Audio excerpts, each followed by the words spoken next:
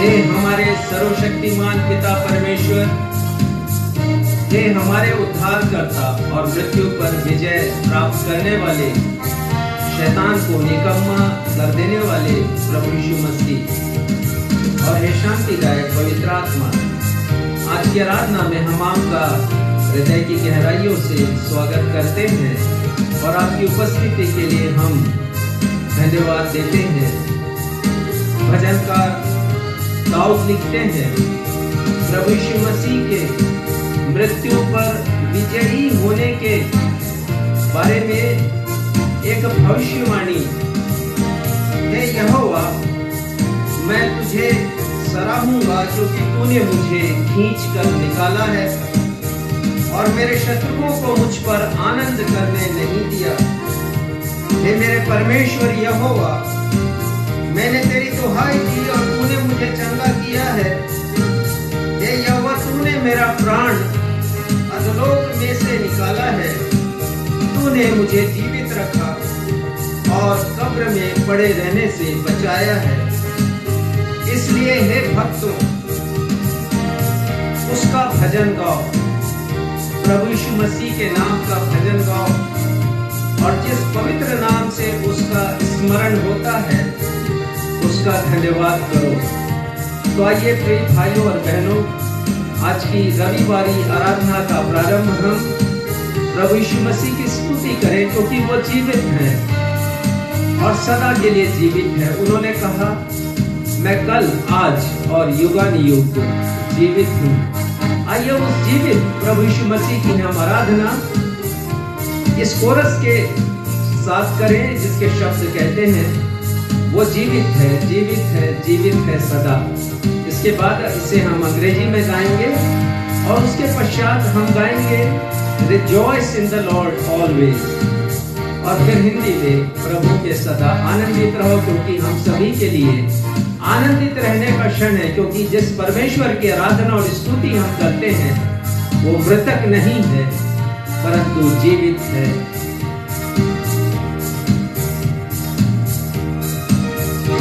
वो जीवित है, जीवित है, जीवित है सदा, मेरा यीशु मसीह जीवित है सदा।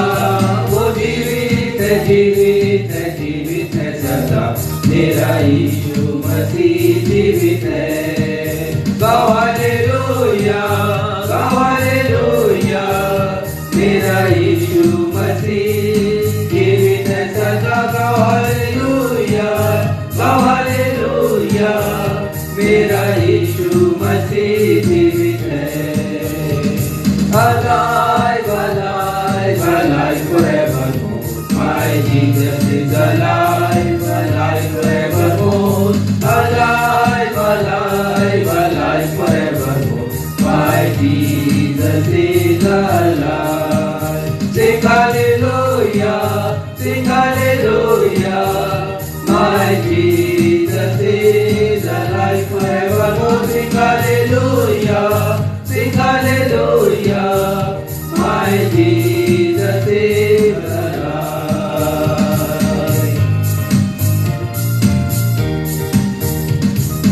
Rejoice in the Lord always, and again I say rejoice.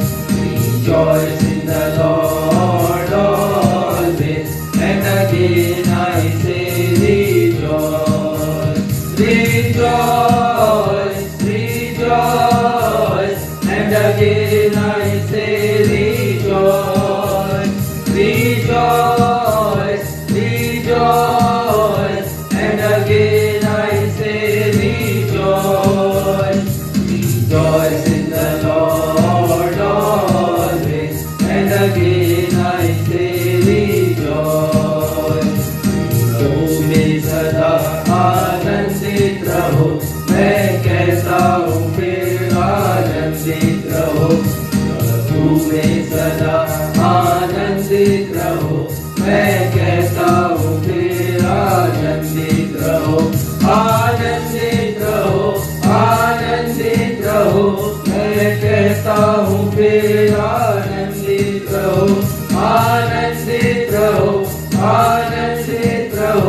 मैं कहता हूँ फिर आनंदित रहो, प्रभु में सदा आनंदित रहो। मैं कहता हूँ फिर आनंदित रहो, मैं कहता हूँ फिर आनंदित रहो, मैं कहता हूँ फिर आनंदित रहो।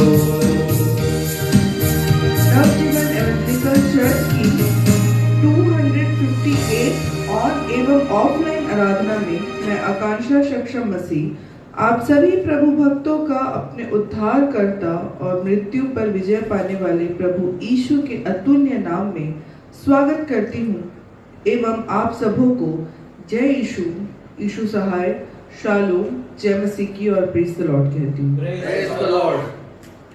प्रिय भाइयों और बहनों, बहुत सी कलीसियाओं के लिए ईस्टर का पर्व सिर्फ एक दिन का होता है। ईस्टर का दिन बीत गया तो प्रभु यीशु का पुनरुत्थान भी भुला दिया जाता है। अब तो ऐसा हो गया है कि पर्व केवल एक दिन के लिए होता है, लेकिन हमारी कलीसिया के लिए प्रभु यीशु का पुनरुत्थान वर्ष के प्रत्येक रविवार को स्मरण करने वाला पर्व है। प्रभु यीशु का पुनरुत्थान यह प्रदर्शित करता है कि प्रभु यीशु आज, कल और युगान युग जीवित है। जिस कब्र में प्रभु यीशु की मृतदेह को रखा गया था, उस कब्र के द्वार को एक बहुत बड़े और वजनदार पत्थर से बंद कर दिया गया था। सुसमाचारों में हम पढ़ते हैं कि प्रभु यीशु उस द्वार के पत्थर को बिना हटाए जीवित अवस्था में बाहर आ गए। प्रभु यीशु की शिष्याएं भोर के समय तीसरे दिन कब्र पर पहुंची तो उन्होंने कब्र के द्वार पर रखे हुए पत्थर को लुढ़का हुआ पाया। इस घटना से हम सीखते हैं कि हमारे भी मनों पर अनेक भारी और वजनदार पत्थर रखे हुए हैं। ये पत्थर अविश्वास, अज्ञानता, निराशा, संदेह के पत्थर हैं, जिनका हटाया जाना अत्यंत आवश्यक है ताकि हम अपने उद्धारकर्ता और मृत्यु पर विजयी होकर जीवित होने वाले यीशु को जिंदा देख सकें। आज हमारे पास्टर साहब इसी विषय पर संदेश देंगे, अतः आप संदेश को अवश्य सुनिएगा। आइए हम सब मिलकर एक पुराना और लोकप्रिय गीत गाएं, जिसके शब्द हैं, गाओ गाओ जय की गीत गाओ।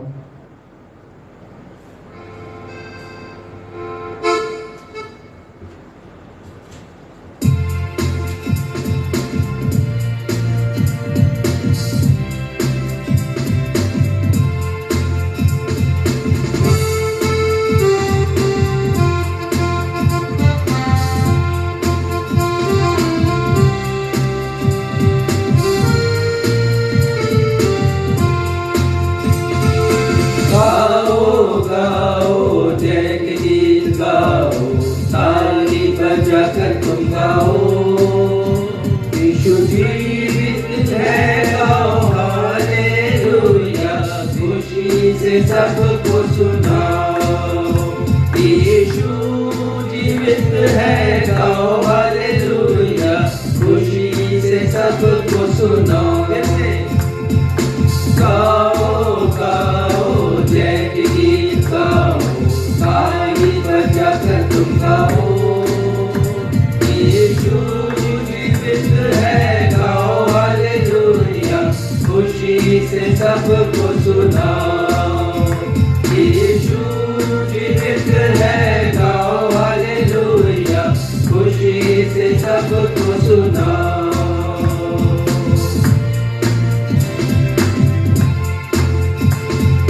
कब्र पर का एक बड़ा पत्थर, देखो कैसे हट गया हो। कब्र पर का एक बड़ा पत्थर, देखो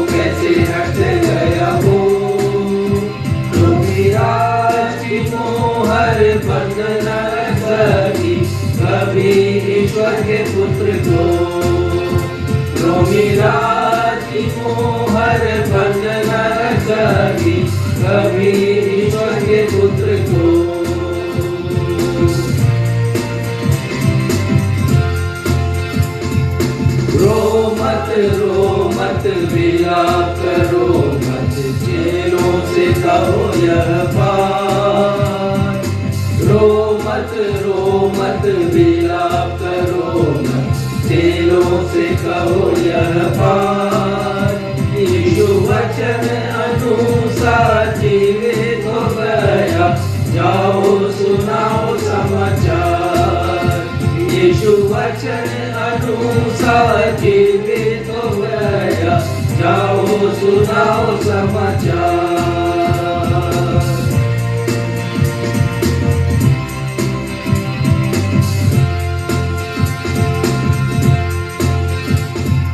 मृत्यु के ऊपर जयवंत होने से यीशु को विजय मिलिया।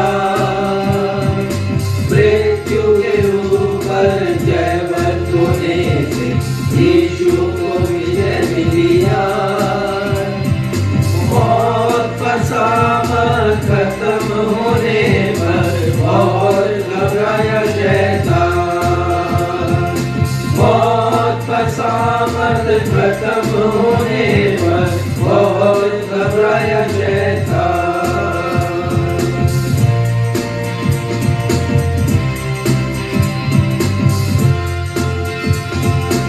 ऊंचे हो बुलंद दरवाजों, आता है यीशु बादशाह।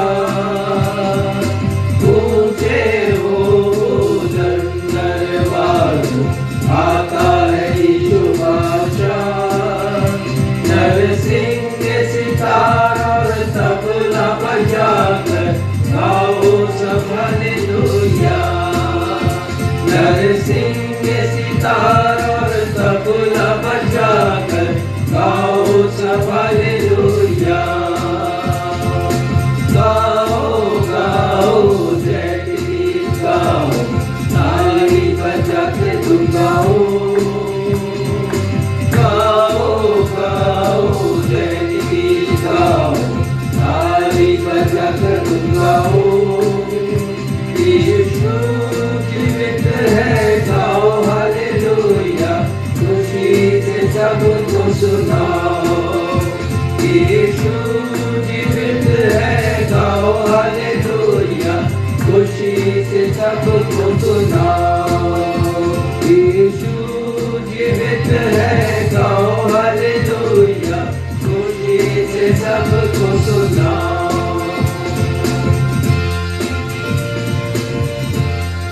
हम उत्तरवाली पाठ के लिए निकाल लेंगे भजन संहिता अध्याय 51 पद 6 से 17, जिसे पढ़ने में अगुवाई मिस्टर सक्षम मसीह करेंगे। भजन संहिता अध्याय 51 पद 6 से 17।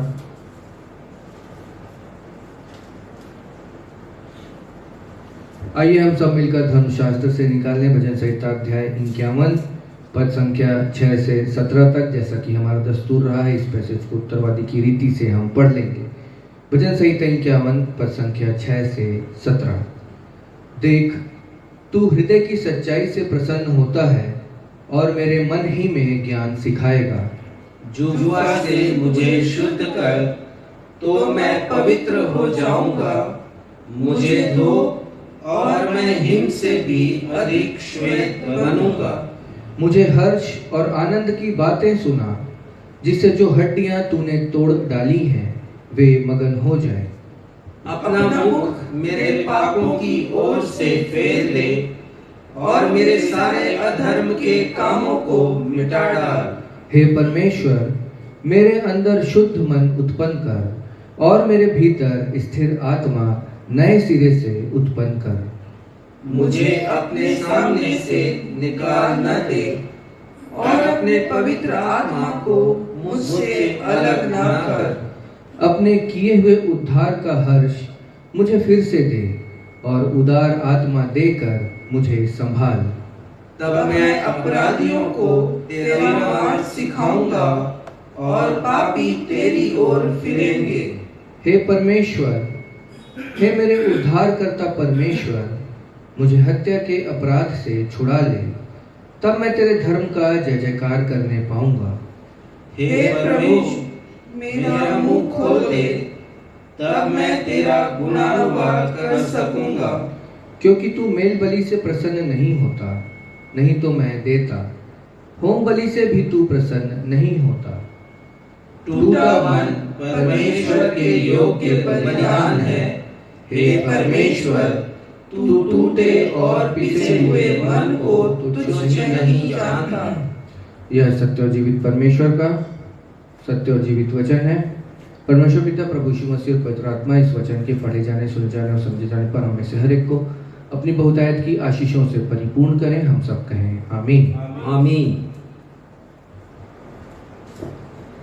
अब हमारे पास्टर साहब को अवसर होगा जब वे हमें कलीसियाई सूचनाओं से अवगत कराएंगे। सूचनाओं के पश्चात वे हम सभी के लिए मध्यस्थता की प्रार्थना करेंगे। यदि आपके पास कोई प्रार्थना अनुरोध है तो उसे फेसबुक के कमेंट बॉक्स पर लिखकर हमें भेज दीजिए, हम आपके लिए प्रार्थना करेंगे।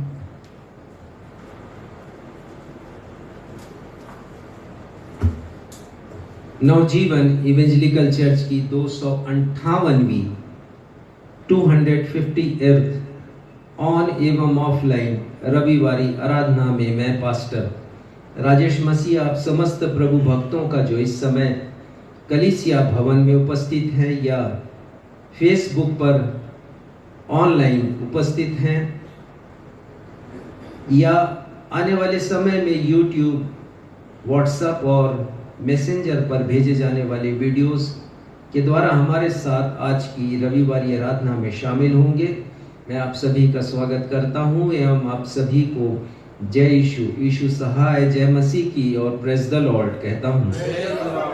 सूचनाएं इस प्रकार से हैं। आने वाले रविवार प्रभु भोज की सेवकाई भी संपन्न होगी। अनुरोध है हमारे उन प्रत्येक भाई बहनों से जो कलीसिया, जिनका घर कलीसिया से दूर है या वो कलीसिया जाने में अक्षम हैं, शारीरिक असमर्थता के कारण, वो हमारी सेवा का लाभ उठा सकते हैं ऑनलाइन। आप सभी से निवेदन है कि आप पहले से आवश्यक तैयारी कर लें, अर्थात पहले से दाखरस बना लें और बिना नमक की रोटी बना लें, और जब हम यहाँ पर प्रभु की मेज की सहभागिता प्रदान करेंगे तो वर्चुअल रूप से आपको भी वो सेवा मिलेगी, क्योंकि हमारे प्रभु यीशु मसीह सर्वव्यापी परमेश्वर है। यदि वो यहाँ पर होंगे तो आपके पास भी, आपके निकट भी होंगे। प्रार्थना अनुरोध इस प्रकार से है। हम प्रार्थना करते हैं अपने भाई मिस्टर सुभाष चंद्र दास के लिए जो इवेंजलिस्ट हैं और सप्ताह में अभी 3 बार उनका डायलिसिस हो रहा है। उनकी किडनी ठीक से काम नहीं कर रही है और उसके साथ ही साथ उन्हें अन्य प्रकार की शारीरिक तकलीफें भी हैं। हम कई सप्ताहों से उनके स्वास्थ्य लाभ के लिए प्रार्थना कर रहे हैं। परमेश्वर पिता की कृपा उनके ऊपर हो, वो चंगाई प्राप्त करें और फिर से अपनी प्रचार की सेवा में लग सकें। प्रार्थना करते हैं बेटी देवलिका के लिए जो कि नीट के एग्ज़ाम की तैयारी कर रही हैं और इसी समय उन्हें बुरे विचार मन में आते हैं और बुरे सपने भी आते हैं। परमेश्वर पिता से हम प्रार्थना करते हैं कि प्रभु यीशु मसीह के नाम में उन्हें छुटकारा प्रदान करें और उनका मन पढ़ाई में लग सके। इसी के साथ हम अपने अन्य बच्चों को भी याद करते हैं जो हमारी भिन्न भिन्न कलीसियाओं के परिवारों के बच्चे हैं जो अपनी परीक्षा दे रहे हैं। परमेश्वर पिता की कृपा उनमें से प्रत्येक के साथ बनी रहे, अपनी परीक्षा अच्छे से दें और अच्छा परिणाम लेकर के आएँ। बहन नीरा बाई के लिए प्रार्थना करते हैं जिनका मन डामाडोल है। परमेश्वर पिता की कृपा हो और उनका मन परिवर्तित हो सके। भाई मनबोध के जीवन में प्रभु की सामर्थ काम करे। हम ऐसी प्रार्थना परमेश्वर पिता से करते हैं। धन्यवाद के विषय इस प्रकार से हैं। धन्यवाद देते हैं भाई जयदीप रॉबिन्सन को उनके उस भेंट के लिए जिसे उन्होंने कलीसिया भवन के निर्माण के लिए दिया है। धन्यवाद देते हैं मिस उषा दास को और मिस्टर धर्मेंद्र कुमार दास को जो उनके भाई हैं। भाटापारा और बलौदा बाजार में ये दोनों रहते हैं। परमेश्वर पिता की कृपा इनके ऊपर हो। इनके द्वारा मासिक भेंट हमें प्राप्त हुई है। प्रार्थना करते हैं भाई राजकमल और मिसेस विनीता की बेटी वर्तिका मोनी के लिए, जिसने कल अपना जन्मदिवस मनाया और अपनी धन्यवादी भेंट अर्पित की है। परमेश्वर पिता की कृपा उस बच्ची के साथ हो, उस बेटी के साथ हो और उसके परिवार के ऊपर उनके अनुग्रह की दृष्टि बनी रहे। हम धन्यवाद देते हैं मिसेस पूर्वी सिंह को, जिन्होंने अपनी भेंट परमेश्वर के राज्य के लिए दी है। परमेश्वर पिता उन्हें, उनकी बेटी को और बेटी के परिवार को, के दामाद को और दोनों नाती को अपनी अपरंपार आशीषों से परिपूर्ण करें। आइए इन सारे प्रार्थना निवेदनों को हम अपने उद्धारकर्ता प्रभु यीशु के नाम में परमेश्वर पिता के सिंहासन के समक्ष रखें। हमारे परमेश्वर पिता, हम धन्यवाद देते हैं इसलिए कि आप जीवित परमेश्वर हैं। हम एक ऐसे परमेश्वर की आराधना करते हैं, स्तुति करते हैं, गुणानुवाद गाते हैं, उनकी महिमा के गीत गाते हैं, अपने प्रार्थना अनुरोधों को उनके सामने रख सकते हैं जो जीवित हैं। हम धन्यवाद देते हैं पिता प्रभु यीशु मसीह के लिए, जिन्होंने मृत्यु के ऊपर विजय प्राप्त की। और पिता, मृत्यु उन्हें अपने वश में नहीं रख सकी, क्योंकि उन्होंने पुनरुत्थान की सामर्थ्य से मृत्यु को परास्त किया और शैतान को, जिसे मृत्यु पर अधिकार मिला था, उसे बलहीन कर दिया, निकम्मा कर दिया। पिता, हम धन्यवाद देते हैं कि ऐसा करके प्रभु यीशु मसीह ने हम सभी के लिए, जो उनके नाम पर विश्वास करते हैं, अनंत जीवन के मार्ग को खोल दिया और हमें धन्य आशा दी कि मृत्यु हमारे लिए अंतिम शब्द नहीं, परंतु एक ऐसे जीवन का प्रारंभ है जिसका कोई अंत नहीं है। हाँ पिता, इस सांसारिक देह का एक अंत है। यदि जन्म है तो मृत्यु है, परंतु यदि हम प्रभु यीशु मसीह के ऊपर विश्वास रखें कि जैसे उनका पुनरुत्थान हुआ वैसे ही हमारा भी पुनरुत्थान होगा। प्रार्थना है पिता कि पुनरुत्थान पर्व के पश्चात भी हम इन दिनों प्रभु यीशु मसीह के पुनरुत्थान पर विचार कर रहे हैं, पर हम देखते हैं पिता कि अभी भी बहुत से लोगों के हृदय में पत्थर है, और वो पत्थर अनेक प्रकार के पत्थर हैं जिसे हटाया जाना आवश्यक है, ताकि हम देख सकें प्रभु यीशु मसीह की, ताकि वे सारे लोग प्रभु यीशु मसीह की सामर्थ को अपने जीवन में देख सकें। आज जब इस वचन के ऊपर हम विचार करते हैं तो पवित्र आत्मा हमारी सहायता करें।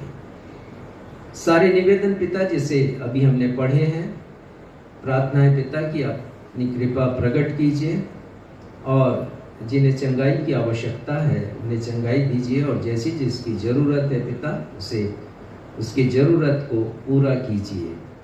पिता, धन्यवाद देते हैं कि आपके भक्तों ने आपके राज्य के विस्तार के लिए, कलीसिया भवन के निर्माण के लिए अपनी भेंटें दी हैं। उनमें से प्रत्येक के ऊपर आपकी कृपा बनी रहे।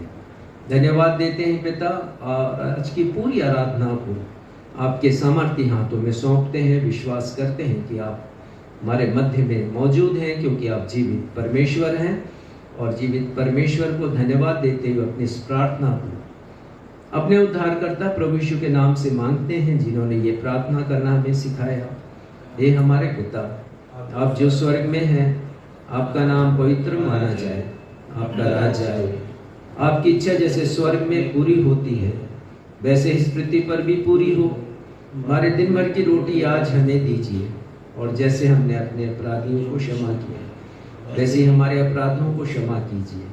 हमें परीक्षा में नहीं लाइए, बल्कि बुराई से बचाइए, क्योंकि राज्य, पराक्रम और महिमा सदा आपकी है।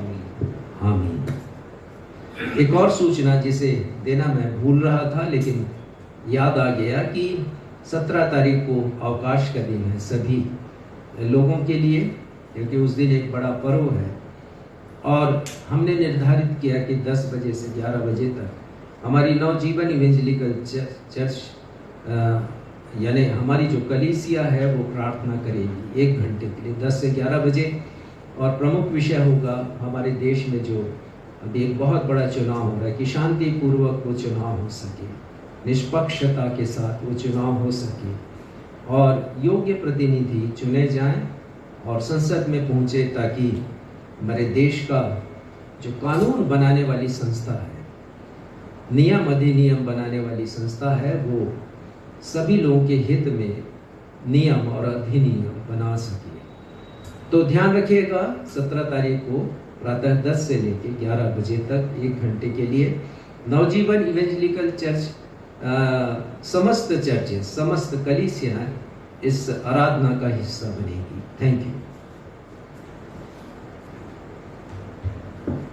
अब हम सभी के लिए सुनहरा समय होगा जब हम अपनी अपनी भेंटों एवं धन्यवादी भेंटों को देने के द्वारा परमेश्वर पिता की महिमा करेंगे। यदि हमारे ऑनलाइन दर्शक भी अपनी भेंटों को हमारी कलीसिया के द्वारा कुष्ठ पीड़ितों के मध्य किए जा रहे सेवा के कार्य या सुसमाचार प्रचार की सेवा या कलीसिया भवन के निर्माण के कार्य को पूरा करने के लिए अपना सहयोग देना चाहते हैं, तो उनका स्वागत है। वे कृपया हमारे पास्टर साहब से बात कर सकते हैं। आइए इस समय हम सब मिलकर एक गीत गाएं। गीत का शब्द है, तेरे जैसा न कोई हुआ, तेरे जैसा न कोई होगा।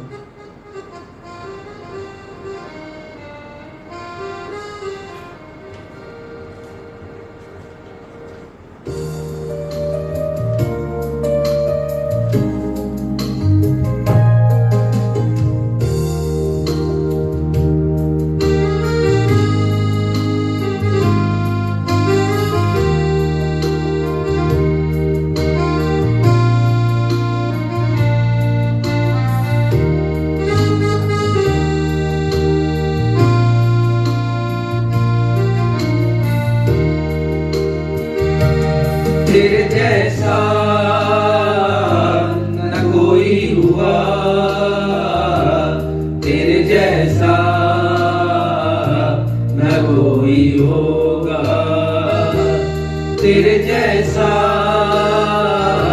न कोई हुआ, तेरे जैसा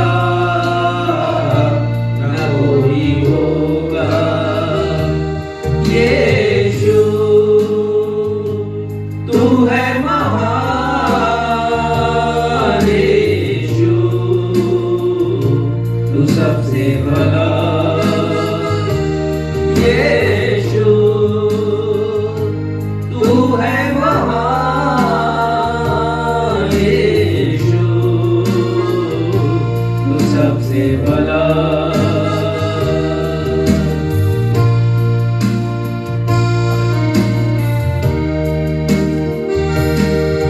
जीवन में तूने बरकत दी है, दिल की ख्वाहिश पूरी की है।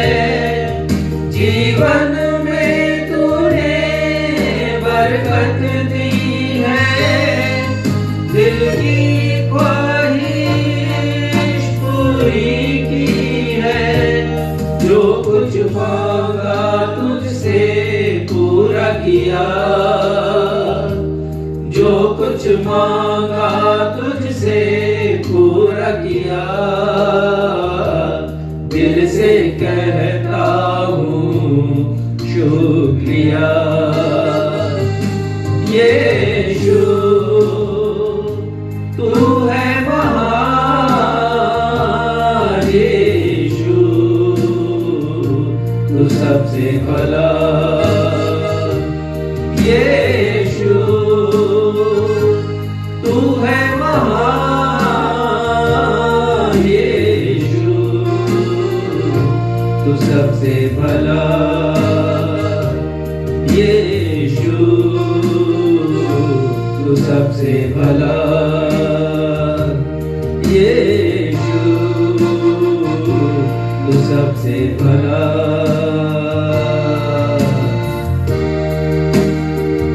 भेंटों के लिए धन्यवाद की प्रार्थना भाई क्षितिज मसीह करेंगे।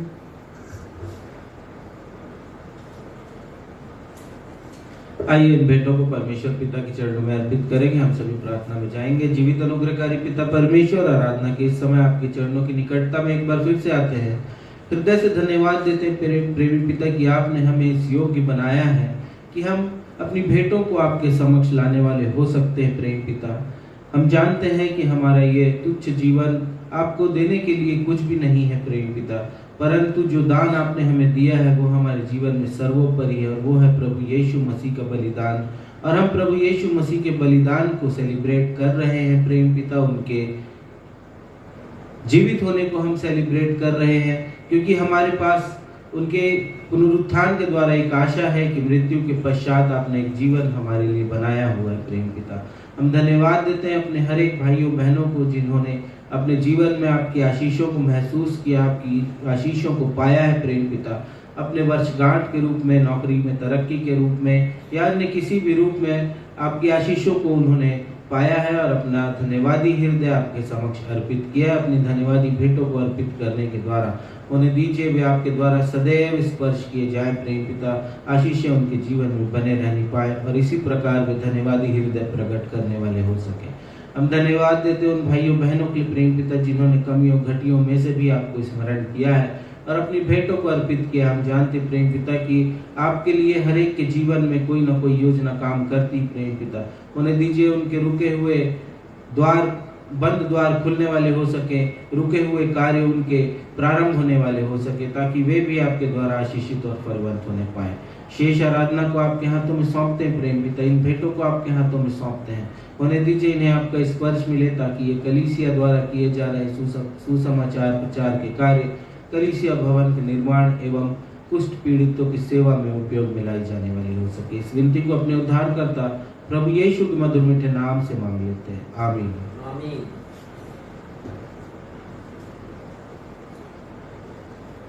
पवित्र शास्त्र बाइबल से पाठों का पठन। पहला पाठ पुराने नियम से यहेजकेल अध्याय 36 पद 25 से लेकर 27 तक, जिसे पढ़ने में अगुवाई मिसेस बीना मसीह करेंगी। दूसरा पाठ नए नियम से इब्रानियों अध्याय 3 पद 12 से लेकर 19 तक, जिसे पढ़ने में अगुवाई भाई क्षितिज मसीह करेंगे। पहला पाठ पुराने नियम से यहेजकेल अध्याय 36 पद 25 से लेकर 27।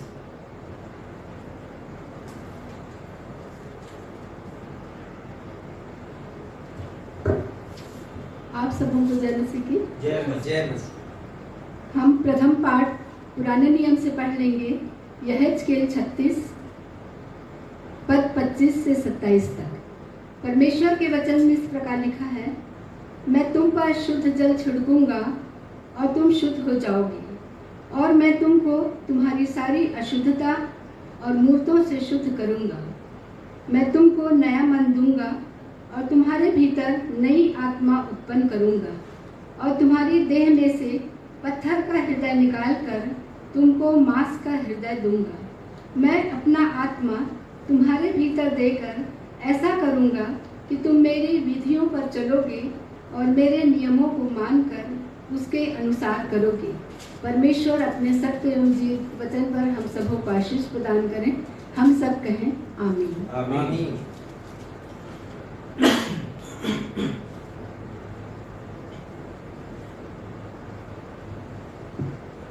आज की आराधना के दूसरे पाठ के लिए हम निकाल लेंगे नए नियम से इब्रानियों की पत्री अध्याय 3 पद 12 से 19। इब्रानियों अध्याय 3 पद 12 से 19, और वचन में यहाँ यो लिखा है, हे भाइयों, चौकस रहो कि तुम में ऐसा बुरा और अविश्वासी मन न हो जो तुम्हें जीवते परमेश्वर से दूर हटा ले जाए।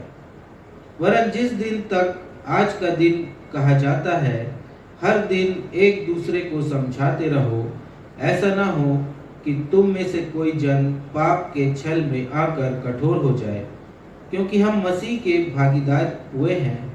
यदि हम अपने प्रथम भरोसे पर अंत तक दृढ़ता से स्थिर रहें, जैसा कहा जाता है, यदि आज तुम उसका शब्द सुनो तो अपने मनों को कठोर न करो, जैसा कि क्रोध दिलाने के समय किया था। भला किन लोगों ने सुनकर भी क्रोध दिलाया? क्या उन सब ने नहीं जो मूसा के द्वारा मिस्र से निकले थे? और वह 40 वर्ष तक किन लोगों से क्रोधित रहा?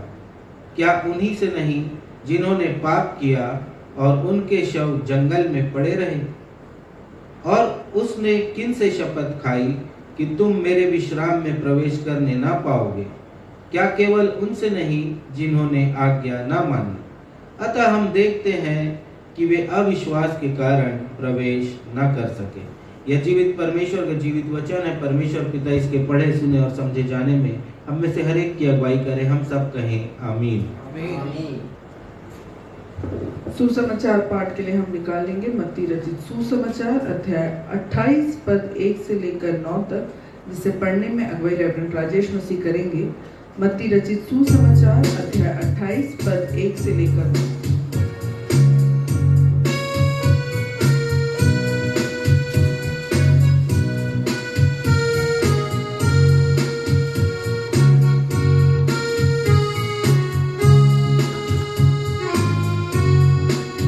आज का सुसमाचार का पाठ मत्ती रचित सुसमाचार अध्याय 28 पद संख्या 1 से पद संख्या 9 तक। यीशु का पुनरुत्थान, इस बात का वर्णन यहाँ पर है और संत मत्ती लिखते हैं, सब्त के दिन के बाद सप्ताह के पहले दिन अर्थात रविवार के दिन पौ फटते ही मरियम मगदलिनी और दूसरी मरियम कब्र को देखने आई, और देखो एक बड़ा भूकंप हुआ, क्योंकि प्रभु का एक दूत स्वर्ग से उतरा और पास आकर उसने पत्थर को लुढ़का दिया और उस पर बैठ गया। उसका रूप बिजली का सा और उसका वस्त्र पाले के समान उज्जवल था। उसके भय से पहरुए कांप उठे और मृतक समान हो गए। स्वर्गदूत ने स्त्रियों से कहा, मत डरो, मैं जानता हूं कि तुम यीशु को जो क्रूस पर चढ़ाया गया था ढूंढती हो। वह यहां नहीं है, परंतु अपने वचन के अनुसार जी उठा है। आओ, यह स्थान देखो जहां प्रभु पड़ा था, और शीघ्र जाकर उसके चेलों से कहो कि वह मृतकों में से जी उठा है, और वह तुमसे पहले गलील को जाता है, वहां उसका दर्शन पाओगे। देखो, मैंने तुमसे कह दिया। वे भय और बड़े आनंद के साथ कब्र से शीघ्र लौटकर उसके चेलों को समाचार देने के लिए दौड़ गए। तब यीशु उन्हें मिला और कहा, सलाम। उन्होंने पास आकर उसके पांव पकड़कर उसको दंडवत किया। ये प्रभु यीशु ख्रिस्त का सुसमाचार है। प्रभु यीशु ख्रिस्त आपके नाम की महिमा हो। कलीसिया कहे आमीन।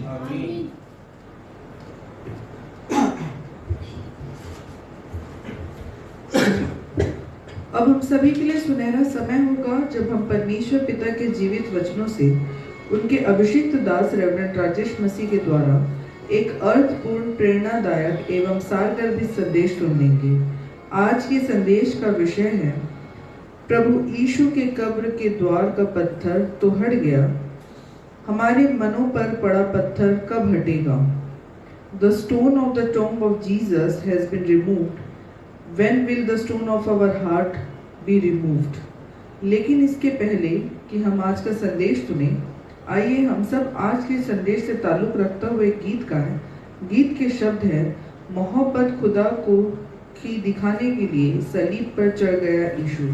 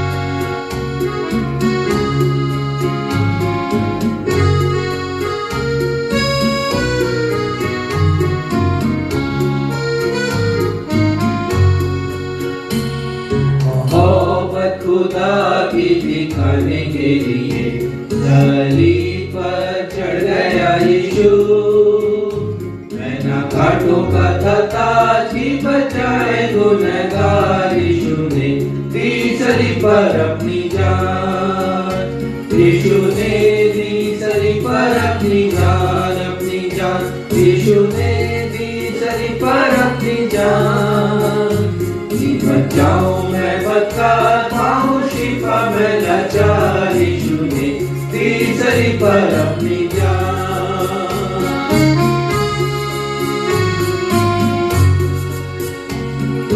सच है कि यीशु गुनहगारों के लिए अपना कीमती खून बहाने आया था। उसने खाई कुड़ों की मार की बजाय गुनहगार, यीशु ने दी सलीब पर अपनी जान। यीशु ने दी सलीब पर अपनी जान, अपनी जान। यीशु ने दी सलीब पर अपनी जान। उसमें शिफा में लाचार, दी सलीब पर अपनी जान।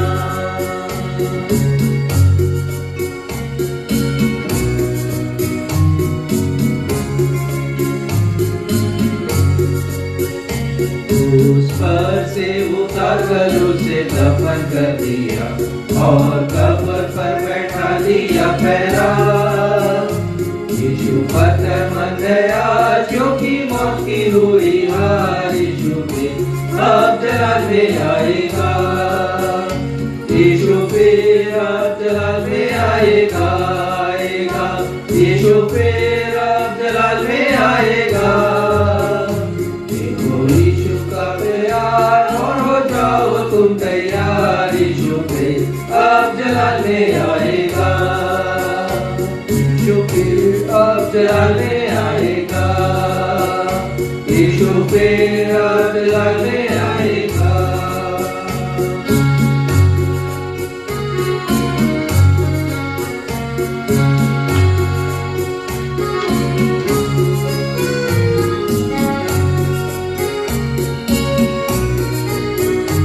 आज का विषय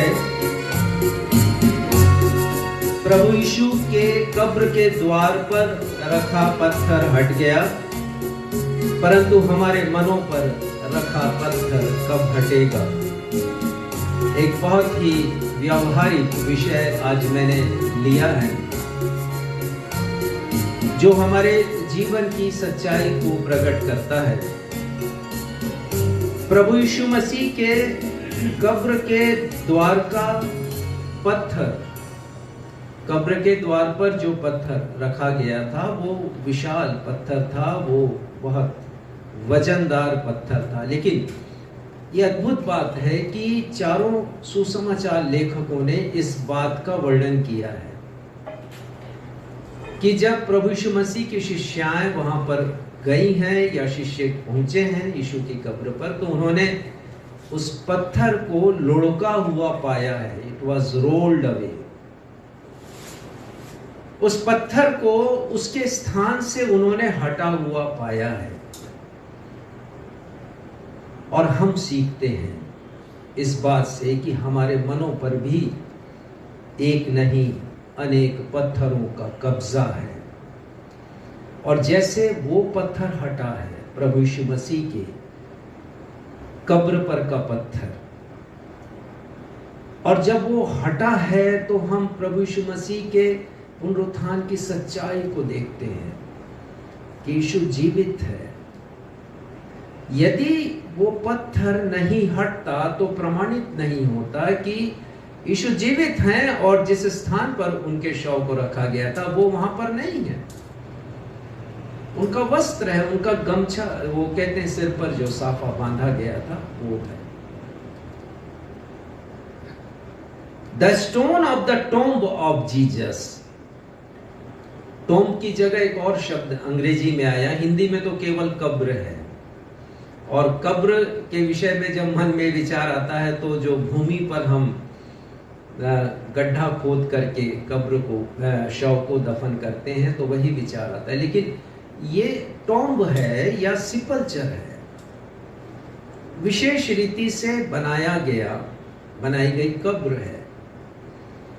अरमतिया के यूसुफ ने उसे बनाया था, आगे हम देखेंगे। तो मैं बता रहा था, the stone of the tomb of Jesus had been removed. When will the stone of our hearts be removed? हमारे हृदय पर रखे पत्थर कब हटाए जाएंगे? तो बहुत से पत्थर हैं, अनेक पत्थर हैं, और मैं कोशिश करूंगा कि आप उनमें से अनेक पत्थर के विषय में बता सकूं। ये ऐसे पत्थर हैं जो हमारे जीवन को जिन्होंने ब्लॉक किया हुआ है, हमारे जीवन में आगे बढ़ने से, पुनरुत्थान के मार्ग पर आगे बढ़ने से ये बाधा उत्पन्न कर रहे हैं और इन्हें हटाया जाना आवश्यक है। सबसे पहले जो पत्थर मैं आपके सामने रखूंगा वो है पर्वों का पत्थर, स्टोन ऑफ फेस्टिवल्स। अब आपको आश्चर्य होगा कि ऐसा भी कोई पत्थर होता है, लेकिन है ऐसा पत्थर। बताना चाहूंगा पर्वों के विषय में। मेरे विचार से पर्वों को केवल एक दिन के लिए सीमित नहीं करना चाहिए।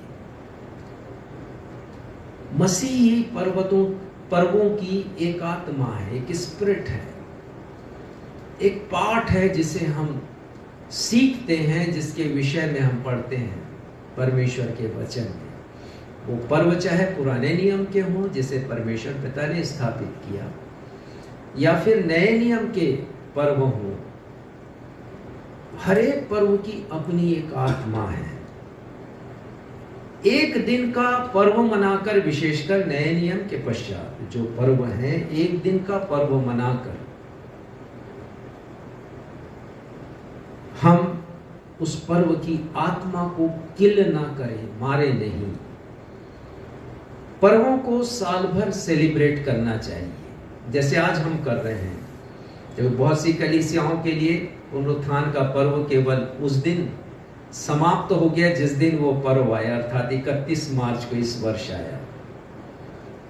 पर मैं सोचता हूं कि प्रभु यीशु का पुनरुत्थान केंद्रीय हिस्सा है हमारे सुसमाचार का, तो हमें सेलिब्रेट करना चाहिए, वर्ष भर सेलिब्रेट करना चाहिए।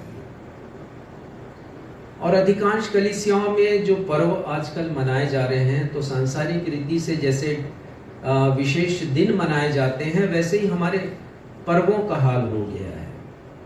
जैसे सांसारिक रीति से बहुत से पर्व हम मनाते हैं, 365 दिन के लिए 365 विशेष दिन बना दिए गए हैं। जैसे हम पढ़ते हैं टीचर्स डे के बारे में, डॉक्टर्स डे के बारे में, नर्सेस डे के बारे में, चिल्ड्रंस डे है, फादर्स डे है, मदर्स डे है, और ऐसे दुनिया भर के डे निर्धारित कर दिए गए हैं संस्था के द्वारा। कहा जाता है यूएनओ के द्वारा स्थापित किए, जिसमें से एक चॉकलेट डे भी है। जब कुछ नहीं मिला तो चॉकलेट डे भी निश्चित किया गया कि इसे हम स्मरण रखें। और हो ये रहा है कि जब दिन हम मनाते हैं, चाहे सांसारिक रीति से मनाएं दिन को या पर्वों को मनाएं हम, तो केवल उसी दिन के लिए फिक्स कर दिया हमने। कैलेंडर इशारा करता है इस दिन को ये पर्व आ रहा है, और हम तैयारी करते हैं, पर्व को मनाते हैं और उसके बाद भूल जाते हैं। डॉक्टर बिली ग्राहम ने पर्वों को मनाने के विषय में बहुत अच्छी बात कही है, और बहुत व्यवहारिक है, वो बहुत प्रैक्टिकल है, रचनात्मक है। उन्होंने कहा every day is Christmas, every day is Good Friday, and every day is Easter for a believer or for a true church. एक सच्चे विश्वासी के लिए, एक सच्ची कलीसिया के लिए हर दिन बड़ा दिन है, हर दिन शुभ शुक्रवार या गुड फ्राइडे का दिन है, और हर दिन प्रभु यीशु मसीह के पुनरुत्थान के पर्व का दिन है। पेंटेकोस्ट के दिन पवित्र आत्मा का आगमन हुआ, प्रथम कलीसिया स्थापित हुई। लेकिन आप पढ़ लीजिए प्रेरितों के काम में और दूसरी पत्रियों में, कलीसियाओं ने पर्वों को नहीं मनाया जिन पर्वों को आज हम मना रहे हैं, चाहे वो क्रिसमस हो, गुड फ्राइडे हो, और या फिर ईस्टर जिसे कहते हैं पुनरुत्थान पर्व, वो हो। उन्होंने इस प्रकार से सेलिब्रेट नहीं किया, न ही नए वर्ष को उन्होंने सेलिब्रेट किया, न ही पाम संडे को सेलिब्रेट किया। तो इनका अभ्युदय कब हुआ? जब रोमन राजा, मूर्ति पूजक राजा कॉन्स्टेंटाइन ने मसीहियत को स्वीकार किया, ग्रहण किया, प्रभु यीशु मसीह को अपना उद्धारकर्ता माना, और उसने एक बहुत बड़ा काम किया। उसने क्रिश्चियनिटी को या मसीहियत को स्टेट रिलीजन उसने घोषित कर दिया, राजकीय धर्म, और उसके लिए पैसा देना शुरू किया गया, जमीनें खरीदी गई, कलीसियाएं बनाई गई, और मसीही लोगों की बाढ़ आ गई हर जगह, क्योंकि राजकीय धर्म घोषित हुआ। और उसके बाद हम पढ़ते हैं कि उसका परिवर्तन 307 सन 307 में हुआ, और उसके बाद कुछ बड़ी बड़ी काउंसिल्स हुई, और उसके बाद से पर्वों को मनाया जाना भी उसका प्रारंभ हुआ है। तो अभी जो हम देख रहे हैं वो वर्षों बाद फिर उनकी पर्वों को मनाए जाने की घोषणा हुई और सेलिब्रेट किया जाने लगा, जैसे क्रिसमस, बड़ा दिन, और गुड फ्राइडे, ईस्टर आदि आदि। प्रारंभिक कलीसियाओं ने पर्वों को नहीं मनाया, जैसा मैंने बताया। रविवार के दिन, जो कि प्रथम दिन होता था, प्रभु यीशु मसीह के विजय का दिन था वो। अब ये जितने लोगों ने यीशु को ग्रहण किया, अब सब्त के दिन आराधना नहीं करते थे, 7वां दिन।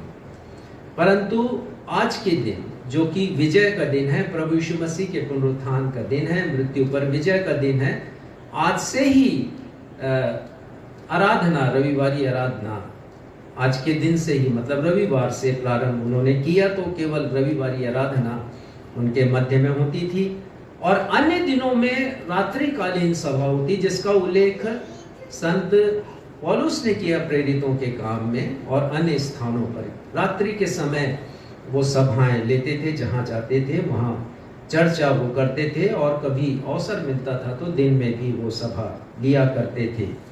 प्रारंभिक कलीसियाएं पर्व नहीं मनाती थी, वो मनन चिंतन करती थी, और उनके चिंतन का प्रमुख विषय, 2 प्रमुख विषय था। एक प्रभु यीशु मसीह का क्रूस, और दूसरा प्रभु यीशु मसीह का पुनरुत्थान। प्रभु यीशु मसीह का क्रूस और प्रभु यीशु मसीह का पुनरुत्थान, और यही उनके प्रचार का प्रमुख विषय था, प्रभु यीशु मसीह का क्रूस। आप पढ़ लीजिए, प्रेरितों के काम में पढ़ लीजिए। जब आप एक पद निकालिएगा और पढ़िएगा, उसमें देखिए प्रेरितों के काम 2 अध्याय 23वां। ये उस दिन की चर्चा मैं कर रहा हूं जिस दिन पवित्र आत्मा का बड़ी सामर्थ्य से आना हुआ है शिष्यों के ऊपर, और संत पतरस ने बहुत प्रभावशाली संदेश दिया है आत्मा से भरकर, और इतना प्रभावशाली, हृदय को स्पर्श करने वाला वो संदेश, जिससे 3000 लोगों ने मन फिराया है। तो देखिए उनके संदेश का असर क्यों हुआ है, क्योंकि उन्होंने क्रूस को रखा है। पढ़िएगा 2 अध्याय का 23वां पद। उसी यीशु को जो परमेश्वर की ठहराई हुई योजना और पूर्व ज्ञान के अनुसार पकड़वाया गया, तुमने अधर्मियों के हाथ से क्रूस पर चढ़वाकर मार डाला। तुमने यीशु को जो निर्दोष था उसे क्रूस पर चढ़ा करके मार डाला। ऐसा संदेश, क्रूस उनके चिंतन का विषय था। आजकल हम सेलिब्रेट कर रहे हैं पर्वों को, कितना हम स्मरण करते हैं क्रूस का, व्यक्तिगत जीवन पर कितना प्रभाव है, कितना स्मरण करते हैं। कलीसियाओं में साधुवाणियां कही जाती हैं, हम केवल प्रभु यीशु मसीह की प्रशंसा करके आ जाते हैं, पर उन शब्दों को जो उन्होंने कहा अपने जीवन में चरितार्थ होते हुए देखना नहीं चाहिए। पर यहाँ पर तो पूरा जीवन बदल गया है, संत पतरस का जीवन बदला है। तो ये क्रूस, और उसके बाद वाला पद पढ़िएगा 24वां पद। परंतु उसी को परमेश्वर ने मृत्यु के बंधनों से छुड़ाकर जिलाया, क्योंकि उसको जिलाया, प्रभु यीशु मसीह को, है ना, प्रभु यीशु मसीह का पुनरुत्थान, मृत्यु के बंधनों से छुड़ाकर प्रभु यीशु मसीह को जीवित किया। तो प्रभु यीशु मसीह का पुनरुत्थान। एक और पद निकालिए 4 अध्याय का 2 पद पढ़िएगा, प्रेरितों के काम 4 अध्याय 2 पद। क्योंकि देखिए उनके प्रचार का भी प्रमुख जो विषय था वो यीशु का पुनरुत्थान और यीशु का क्रूस था। पढ़िएगा। क्योंकि वे बहुत क्रोधित हुए कि वे लोगों को सिखाते थे और यीशु का उदाहरण देकर मरे हुओं के जी उठने का प्रचार करते थे। उनके प्रचार का प्रमुख विषय लोगों को लिखा है, सिखाते थे। How much we are teaching to the congregation, we are only preaching, प्रचार कर रहे हैं, शिक्षित नहीं कर रहे हैं, सिखा नहीं रहे हैं। यीशु के पुनर्जीवित होने के विषय में वो लोगों को सिखा रहे हैं। उनके प्रचार का प्रमुख विषय संत पौलुस को ले लीजिए, कुरिन्थियों की किताब उन्होंने लिखी। पहले अध्याय में क्रूस है, दूसरे अध्याय में क्रूस है, आगे भी क्रूस है, और 15वें अध्याय में पूरा अध्याय समर्पित किया है उन्होंने पुनरुत्थान को, और हम इन दोनों अध्याय को भी आगे लेंगे।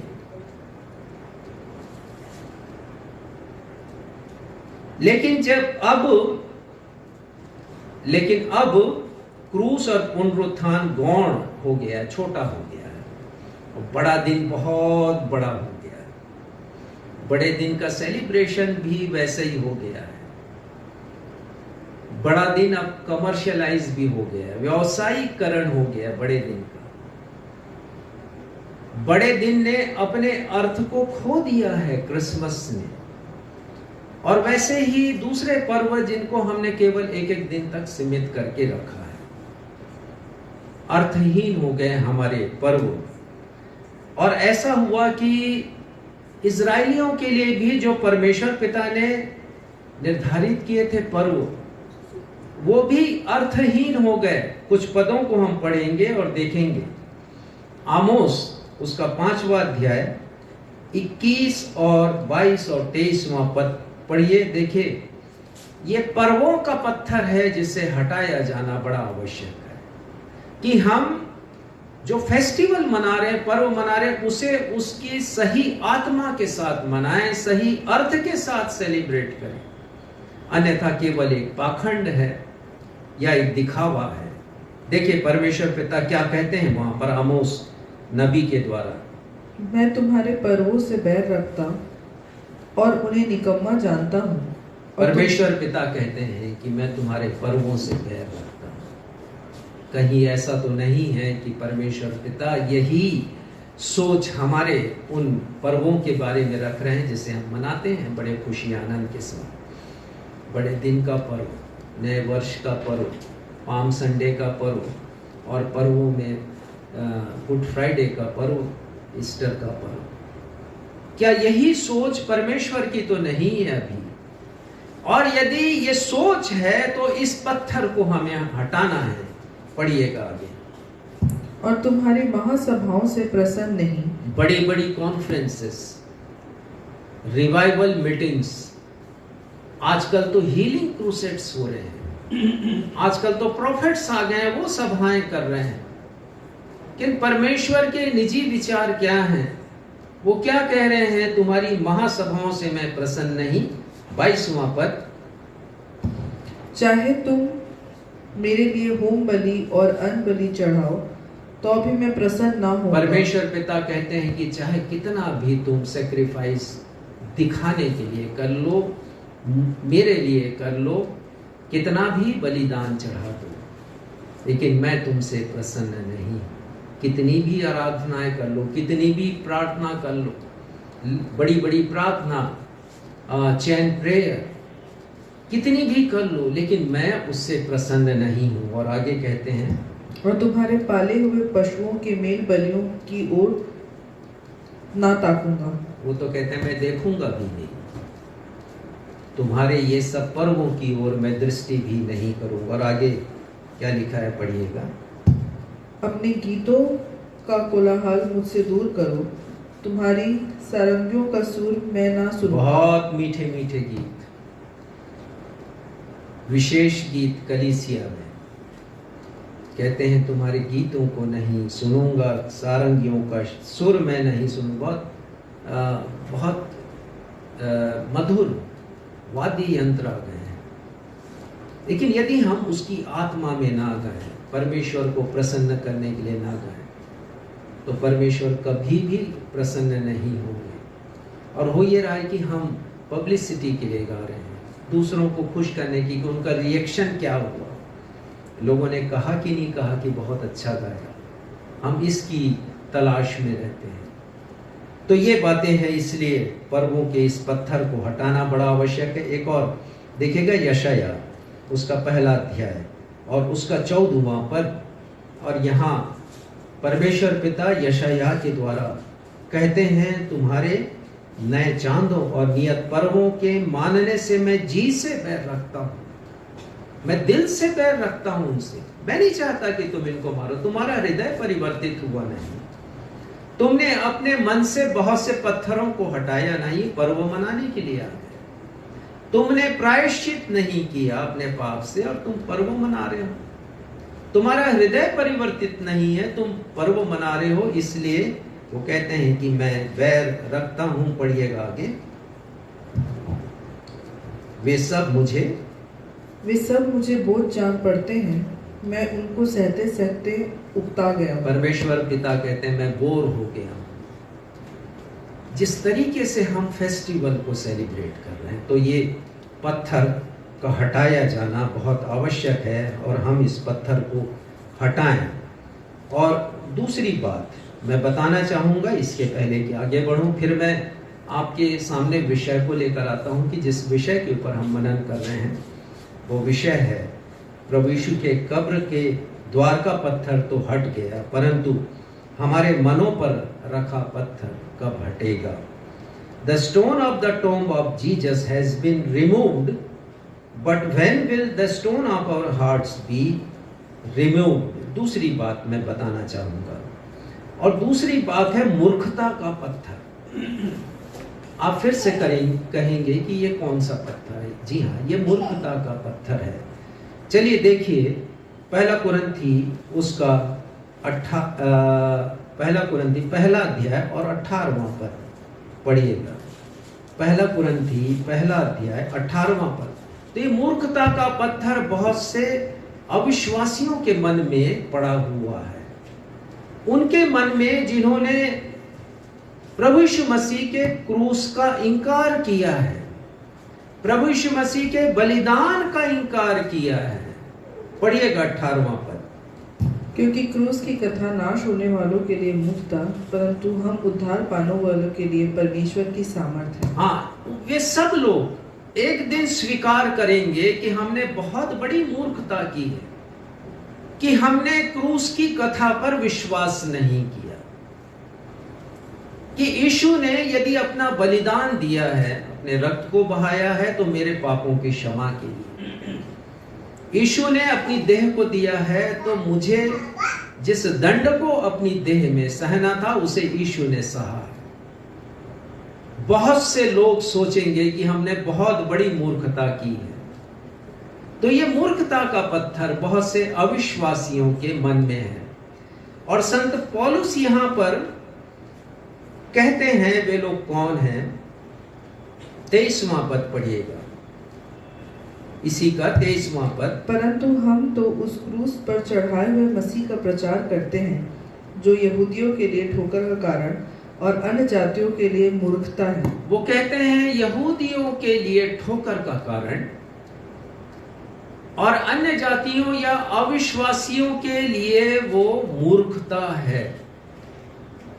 तो बहुत से इन लोगों ने, जो यहूदी थे, उन्होंने इनकार किया प्रभु यीशु मसीह का कि उद्धारकर्ता यदि वो जगत का स्वामी है तो वो मर कैसे सकता है। और यूनानियों ने भी, उन्होंने सोचा कि असहाय रूप में प्रभु यीशु मसीह ने अपना प्राण दिया क्रूस के ऊपर। वो कह रहे हैं मैं प्यासा हूं, परमेश्वर कैसे कह सकते हैं मैं प्यासा हूं। और भी बातें उनके मन में आई कि एक असहाय व्यक्ति कैसे परमेश्वर हो सकता है, और उन्होंने यीशु का इंकार किया। तो ये मूर्खता का पत्थर। लेकिन हम प्रभु यीशु मसीह की महिमा को क्रूस पर देखते हैं। प्रभु यीशु मसीह का क्रूस और प्रभु यीशु मसीह की क्रूस पर मृत्यु एक ऐतिहासिक सच्चाई है। मैं कुछ बातें आपको बताऊंगा। ये देखने में बहुत अच्छा प्रतीत होता है, अद्भुत आश्चर्यजनक प्रतीत होता है कि प्रभु यीशु मसीह के मृत्यु का वर्णन, प्रभु यीशु मसीह के पुनरुत्थान का वर्णन चारों सुसमाचारों में है और बहुत विस्तार से वर्णन हमें दिया गया है। लेकिन प्रभु यीशु मसीह के जन्म का विवरण केवल मत्ती और लूका में हमें मिलता है। कुछ अंश हैं प्रभु यीशु मसीह के जन्म के यूहन्ना पहले अध्याय में, परंतु संत मरकुस प्रभु यीशु मसीह के जन्म के बारे में कोई खास विवरण नहीं देते हैं। तो जन्म का विवरण बहुत संक्षेप में है हमारे समझाने के लिए कि परमेश्वर मानव बन गए, पर उस मानव ने मानव को बचाने के लिए अपना प्राण क्रूस पर कैसे दिया। फिर उसी मानव को जिसका सांसारिक जीवन या शारीरिक जीवन बहुत संक्षिप्त है इस पृथ्वी के ऊपर, तो मृत्यु के बाद उसे अनंत जीवन देने के लिए उन्होंने क्या किया, इसका वर्णन है। तो प्रभु यीशु मसीह की क्रूस पर मृत्यु एक ऐतिहासिक सच्चाई है। संत लूका लिखते हैं प्रभु यीशु मसीह की 7वीं वाणी 23 अध्याय के 46वें पद में वो कहते हैं, हे पिता मैं अपनी आत्मा तेरे हाथ में सौंपता हूं। और आगे लिखा यह है, कहकर यीशु ने अपने प्राण त्याग दिए। यीशु की मृत्यु हुई है क्रूस के ऊपर। प्रभु यीशु मसीह की मृत्यु बहुत से लोगों के लिए एक प्रश्न चिन्ह है, लेकिन सुसमाचार के लेखक बहुत स्पष्टता से इसका वर्णन करते हैं जो मैं आपके सामने रखूंगा। निकालिए यूहन्ना उसका 19वां अध्याय, कुछ पदों को हम देखेंगे, फिर मरकुस से भी हम देखेंगे। 19वां अध्याय 32 और 33 पद को पढ़िएगा। प्रभु यीशु मसीह की मृत्यु को एक रोमन अधिकारी ने प्रमाणित किया है। पढ़िएगा यूहन्ना 19 32 और 33। अतः सैनिकों ने आकर उन मनुष्यों में से पहले की टांगे तोड़ी, तब दूसरे की भी, जो उसके साथ क्रूसों पर चढ़ाए गए थे। परंतु जब यीशु के पास आकर देखा कि वह मर चुका है, तो उसकी टांगे ना तोड़ी।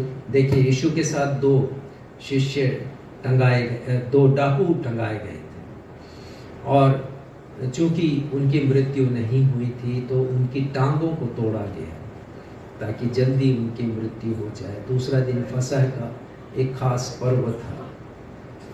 लेकिन लिखा है कि जब यीशु के पास आए हैं तो देखा कि उनकी तो मृत्यु हो चुकी है। 33 पद में लिखा है वह मर चुका है, तो यीशु की टांगे नहीं तोड़ी गई। तो रोमन अधिकारी ने प्रमाणित किया, यदि टांग नहीं तोड़ी गई तो इसका मतलब यह है कि यीशु की मृत्यु हो चुकी थी। अब इसके बाद 34वां पद पढ़िएगा 34। परंतु सैनिकों में से एक ने बर्छे से उसके पंजर बेधे और उसमें से तुरंत लहू और पानी निकला। हाँ, तो ये एक परीक्षण था एक रोमन अधिकारी, क्योंकि लॉ एंड ऑर्डर जो शांति व्यवस्था का जो भार था वो रोमन अधिकारियों और रोमन सैनिकों के ऊपर था जब यीशु को क्रूस पर चढ़ाया गया था। तो उनमें से एक अधिकारी ने देखा कि यदि अभी भी कुछ जान बाकी है तो पूरी तरीके से प्राण उनका खत्म हो जाए, तो भाला इस पंजर में पेट के ऊपरी हिस्से में मारा है और लिखा है कि पानी और लहू निकला, अर्थात अब जीवन की कोई आशा नहीं, पूर्ण रीति से मृत्यु हो गई है। अब उसके बाद देखिएगा मरकुस पे आ जाएं। मरकुस रचित सुसमाचार उसका 15वां अध्याय और उसके 44 पद को हम देखेंगे। वहां पर लिखा है मरकुस 15 अध्याय 44वां पद, पिलातुस ने आश्चर्य किया कि यीशु इतना शीघ्र मर गया। उसके लिए आश्चर्य की सीमा नहीं थी कि यीशु की इतनी जल्दी मृत्यु हो गई। लेकिन लिखा है आगे, उन्होंने क्या किया, सूबेदार को बुलाकर पूछा कि क्या उसको मरे हुए देर हुई। सो जब सूबेदार के द्वारा हाल जान लिया तो लोग जो शव है यूसुफ को सौंप दिया गया। यूसुफ, अरमतिया का यूसुफ, उसने प्रभु यीशु मसीह के शव को मांगा था पिलातुस से, और पिलातुस की आज्ञा आवश्यक थी। तो पिलातुस ने कन्फर्म किया है, इस बात को सुनिश्चित किया है कि क्या वास्तव में यीशु की मृत्यु हुई, और जो सुनिश्चित किया वो सूबेदार से। सूबेदार का मतलब कैप्टन, वर्तमान में जो सुपरिंटेंडेंट ऑफ पुलिस होते हैं, जिसे हम एसपी कहते हैं, इस रैंक का अधिकारी था। इससे उन्होंने जानकारी ली है और इस प्रकार कंफर्म किया है प्रभु यीशु मसीह की मृत्यु को। और उसके बाद क्या हुआ है, 43 पद पढ़िएगा, 43। अरमतिया का रहने वाला यूसुफ आया, जो महासभा का सदस्य था और आप भी परमेश्वर के राज्य की बाट जोता था। वह हियाव करके पिलातुस के पास गया और यीशु का शव मांगा। हाँ, प्रभु यीशु मसीह की शव उसने मांगी है। ये बहुत प्रतिष्ठित व्यक्ति है। यूसुफ अरमतिया शहर का रहने वाला था और वो धनी था, धनवान था। और 45वां पद पढ़िए, फिर क्या किया उसने। जब उसने सूबेदार के द्वारा हाल जान लिया तो शव यूसुफ को दिला दिया। यूसुफ को, अरमतिया के यूसुफ को शव वो सौंपा गया है। और उसके बाद यूसुफ ने क्या किया, 46वां पद पढ़िएगा, मरकुस 46वां पद। तब उसने मलमल की एक चादर मोल ली और शव को उतार कर उस चादर पे लपेटा और एक कब्र में जो चट्टान में खोदी गई थी रखा, और कब्र के द्वारा एक पत्थर लुढ़का, कब्र के द्वार पर एक पत्थर लुढ़का दिया। ये काम किया यूसुफ ने। एक चादर खरीदा है, महीन चादर, पतली चादर, और वो महीन कपड़ा मलमल कहलाता था। और मैंने पढ़ा इसके बारे में कि वो जो मलमल का कपड़ा था वो हमारे भारत देश में बनता था, ढाका में उस समय वो बनता था। बड़ा बहुमूल्य कपड़ा वो होता था। और कहते हैं कि वो इतना महीन होता था, इतना फाइन होता था वो, कि अंगूठी में से या चूड़ी है उसमें से वो आर पार निकल जाता था। उसका बहुत बड़ा वस्त्र, इतना तो महंगे वस्त्र में उसने यीशु को लपेटा है। लेकिन उसके साथ साथ एक और काम हुआ है। यूहन्ना 19 अध्याय के 39 पद में हम पढ़ते हैं कि निकोदेमुस, जो रात्रि के समय प्रभु यीशु मसीह के पास आया था और जिससे प्रभु यीशु मसीह ने नए जन्म की चर्चा की थी, वो भी यीशु का शिष्य था और वो भी महासभा का एक सदस्य था। वो 50 सेर गंधरस और अलवा लेकर आया है, अर्थात 45 किलोग्राम, लगभग आधा क्विंटल वो लेकर के आया है ये रसायनों को, ताकि यीशु की देह पर लगाया जाए और यीशु का देह सुरक्षित रखा जाए। अब यूसुफ ने क्या किया, जब ये सब हुआ कि वो केमिकल्स लगाए गए प्रभु यीशु मसीह के देह के ऊपर, शव के ऊपर, और कपड़े से लपेटा गया है, तब यूसुफ ने जिस कब्र को अपने लिए बनाया था वो विशेष कब्र थी। वो चट्टान पर खोदी गई थी और वहां पर एक ऐसा स्थान था जहां पर वो शव को रखा जा सकता था। उसने अपने लिए बनाया था, वो बनवाया था, धनवान था वो, ये बहुत महंगा कार्य था। और वहां पर यीशु के शव को रखा गया है। और उसके बाद हम पढ़ते हैं कि एक बड़ा और वजनदार पत्थर उसके द्वार पर रख दिया गया है। प्रभु यीशु मसीह ने कहा था कि तीसरे दिन जीवित हो जाएंगे। और उसके बाद महायाजक दूसरे दिन अर्थात शनिवार के दिन पिलातुस के पास पहुंचते हैं और कहते हैं कि बहुत गड़बड़ हो जाएगा, क्योंकि चेले शव को ले जाएंगे उस कब्र में से निकाल करके रात्रि में और कहेंगे कि वो जीवित हो गया, क्योंकि उसने तो कहा था कि तीसरे दिन में जीवित होऊंगा। तो हमें आज्ञा दीजिए कि हम सिपाहियों के द्वारा पहरा लगवा दें। तो सिपाहियों का पहरा लगवाया गया वहां पर, उनकी ड्यूटी लगाई गई दिन और रात के लिए। और उसने ये भी अनुमति मांगी पिलातुस से, इसका वर्णन मत्ती 27 के अंतिम पदों में है। अनुमति मांगी कि मोहर लगवा दे हम, इसीलिए अभी हमने गीत गाया, रोमी राज की मोहर बंद ना रख सकी कभी ईश्वर के पुत्र को। तो मोहर भी लगाई गई ताकि यदि कोई पत्थर को हटाए तो सील टूट जाती और पता चल जाता कि इस प्रकार से काम हुआ है, अर्थात यीशु के शव को वहां से चुराया गया है। इतने प्रमाण होने के पश्चात भी यहूदियों ने शक किया है प्रभु यीशु मसीह के ऊपर, और आज तक शक कर रहे हैं। वो यीशु को मसीह मानते ही नहीं है, और यूनानियों ने भी ठुकराया। लेकिन ये बहुत अच्छी बात हुई कि बाद में कालांतर में यूनानियों ने भी यीशु मसीह को ग्रहण किया। पूरा देश क्रिश्चियन बना, इस बात का प्रमाण है। तो हम देखते हैं कि एक मूर्खता का पत्थर है, और आज भी बहुतों के हृदय पर वो पड़ा हुआ है कि वो यीशु पर विश्वास नहीं करते, यीशु के क्रूस पर विश्वास नहीं करते हैं। तीसरा पत्थर है पुनरुत्थान पर अविश्वास का पत्थर। पहला कुरिन्थियों 15 अध्याय और 12 से 19 पद में इस बात का जिक्र बहुत अच्छी तरह से संत पौलुस ने किया है। पहला कुरिन्थियों उसका 15वां अध्याय और पद 12 से हम कुछ पदों को देखेंगे, और वो यहां पर कुरिन्थियों की कलीसिया के मध्य में उठने वाले एक प्रश्न का उत्तर दे रहे हैं, क्योंकि वहां पर भी शक किया गया था प्रभु यीशु मसीह के पुनरुत्थान के ऊपर। और वो यहां पर लिख रहे हैं, सो जबकि मसीह का यह प्रचार किया जाता है 12वें पद में कि वो मरे हुओं में से जी उठा, तो तुम में से कितने क्यों कर कहते हैं कि मरे हुओं का पुनरुत्थान है ही नहीं।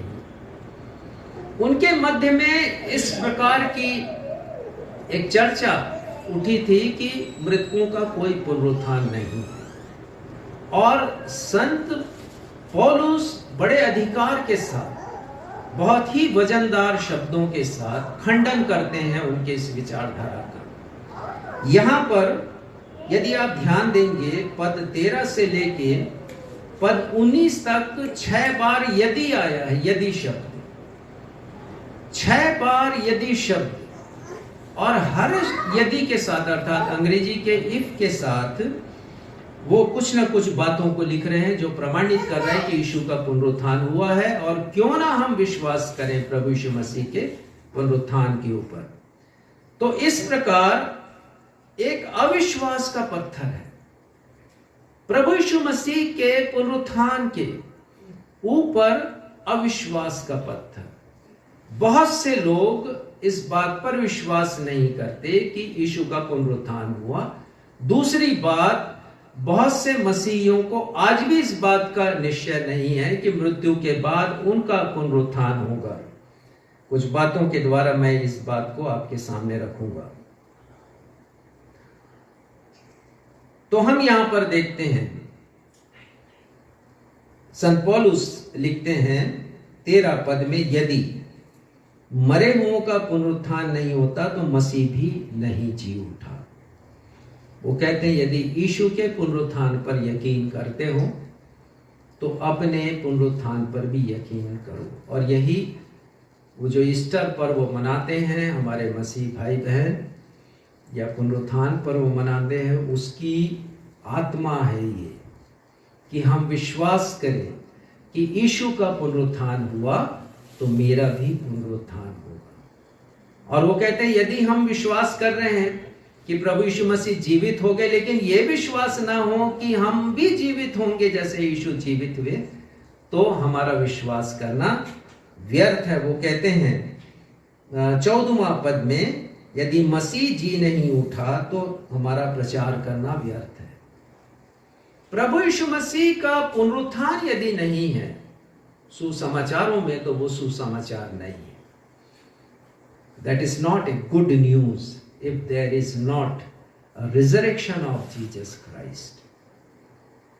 प्रभु यीशु मसीह के पुनरुत्थान के बिना सुसमाचार बनता ही नहीं है। तो सुसमाचार अर्थात गुड न्यूज यही है ना कि मृत्यु के बाद एक जीवन है और वो जीवन अविनाशी है। यदि यीशु का पुनरुत्थान नहीं होता तो हम सब मर जाते, मिट्टी में सड़ जाते।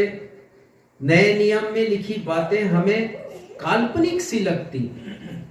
मसीहियत अन्य धर्मों के समान एक धोखा हो जाता कि इसमें है क्या। यदि मृत्यु के बाद जीवन नहीं है तो फिर कुछ भी नहीं है और मृतक लोगों का कोई भविष्य नहीं होता, ना मेरा, ना आपका, ना इसके पहले जो हमारे प्रियजन जिनकी मृत्यु हो गई। प्रभु यीशु का पुनरुत्थान अन्य धर्मों एवं मसीहियत के मध्य में एक प्रमुख अंतर है, क्योंकि किसी भी अन्य धर्म में पुनरुत्थान नहीं है। उनके जो अगुवे आए हैं वे सब के सब मृत्यु को प्राप्त हुए हैं, उनकी मृत्यु हुई है। कोई भी मृत्यु के पश्चात जीवन को प्रमाणित नहीं कर पाया जैसे प्रभु यीशु मसीह ने प्रमाणित किया पुनरुत्थान के द्वारा। तो एक प्रमुख अंतर है अन्य धर्मों के विश्वास में और मसीही धर्म के विश्वास में कि हमारे पास एक जीवित परमेश्वर है। यदि प्रभु यीशु का पुनरुत्थान नहीं होता तो क्या होता? हम केवल गुड फ्राइडे तक सीमित होते और हम प्रभु यीशु मसीह के मृत्यु को याद कर करके छाती पीटते, आंसू बहाते, रोते और विलाप करते, इससे अधिक कुछ भी नहीं। लेकिन जो हृदय है हमारे मसीह विश्वास का, वो प्रभु यीशु मसीह का पुनरुत्थान है। प्रभु यीशु मसीह के पुनरुत्थान का अर्थ बताना चाहूंगा कि हमारे मध्य एक जीवित परमेश्वर की उपस्थिति है। इब्रानी 13:8 में लिखा है कि यीशु कल, आज और युगानुयुग एक सा है। एक सा है का मतलब है वो जीवित है। जो जीवित है वही एक सा है, नहीं तो वो मृतक है। और पढ़िएगा इसी का 5वां पद और उसका दूसरा हिस्सा, इब्रानी 13:5, 5वें पद का दूसरा हिस्सा पढ़िएगा। क्योंकि उसने आप ही कहा है, मैं तुझे कभी ना छोड़ूंगा और ना तुझे कभी त्यागूंगा। हाँ, ये प्रभु यीशु मसीह परमेश्वर पिता के वचन है। हमें कभी भी नहीं छोड़ेंगे, हमें कभी भी नहीं त्यागेंगे। इसका क्या मतलब है कि जो जीवित है वही हमें कभी भी नहीं छोड़ेगा, जो जीवित है वही हमें कभी भी नहीं त्यागेगा। तो एक जीवित परमेश्वर की हम आराधना और स्तुति करते हैं। इस बात को हम पुनरुत्थान के द्वारा समझते हैं। पुनरुत्थान जीवन जीने का एक उद्देश्य देता है। प्रेरितों के काम 1 अध्याय के 8वें पद में प्रभु यीशु मसीह ने कहा कि तुम मेरे गवाह बनोगे यरूशलेम में, सामरिया में, यहूदिया में, विश्व के कोने कोने तक तुम मेरे गवाह होंगे। किस बात के गवाह होंगे? यीशु के जीवित होने के गवाह होंगे कि हमारा प्रभु जीवित है, हमारा प्रभु जिंदा है। और 11वें पद में, प्रेरितों के काम 1 अध्याय के 11वें पद में लिखा है कि जिस प्रकार तुमने यीशु को स्वर्ग जाते देखा, उसी प्रकार तुम उन्हें स्वर्ग से आते हुए भी देखोगे। तो हम प्रभु यीशु मसीह के पुनरागमन की बाट जो हो रहे हैं, जो जीवित है, उनके पुनरागमन की मैं और आप बाट जो हो रहे हैं प्रभु यीशु मसीह के। और इसीलिए आज हमने कोरस गाया, वो जीवित है, जीवित है, जीवित है सदा, मेरा यीशु मसीह जीवित है। आइए इसको हम फिर से गाते हैं।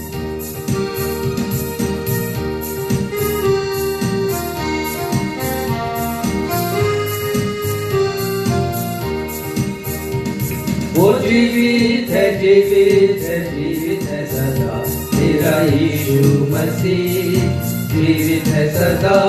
वो जीवित है, जीवित है, जीवित है सदा, मेरा यीशु मसीह जीवित है। गाओ हालेलुया, गाओ हालेलुया, मेरा यीशु मसीह जीवित है सदा। गाओ हालेलुया, गाओ हालेलुया, मेरा यीशु मसीह जीवित है।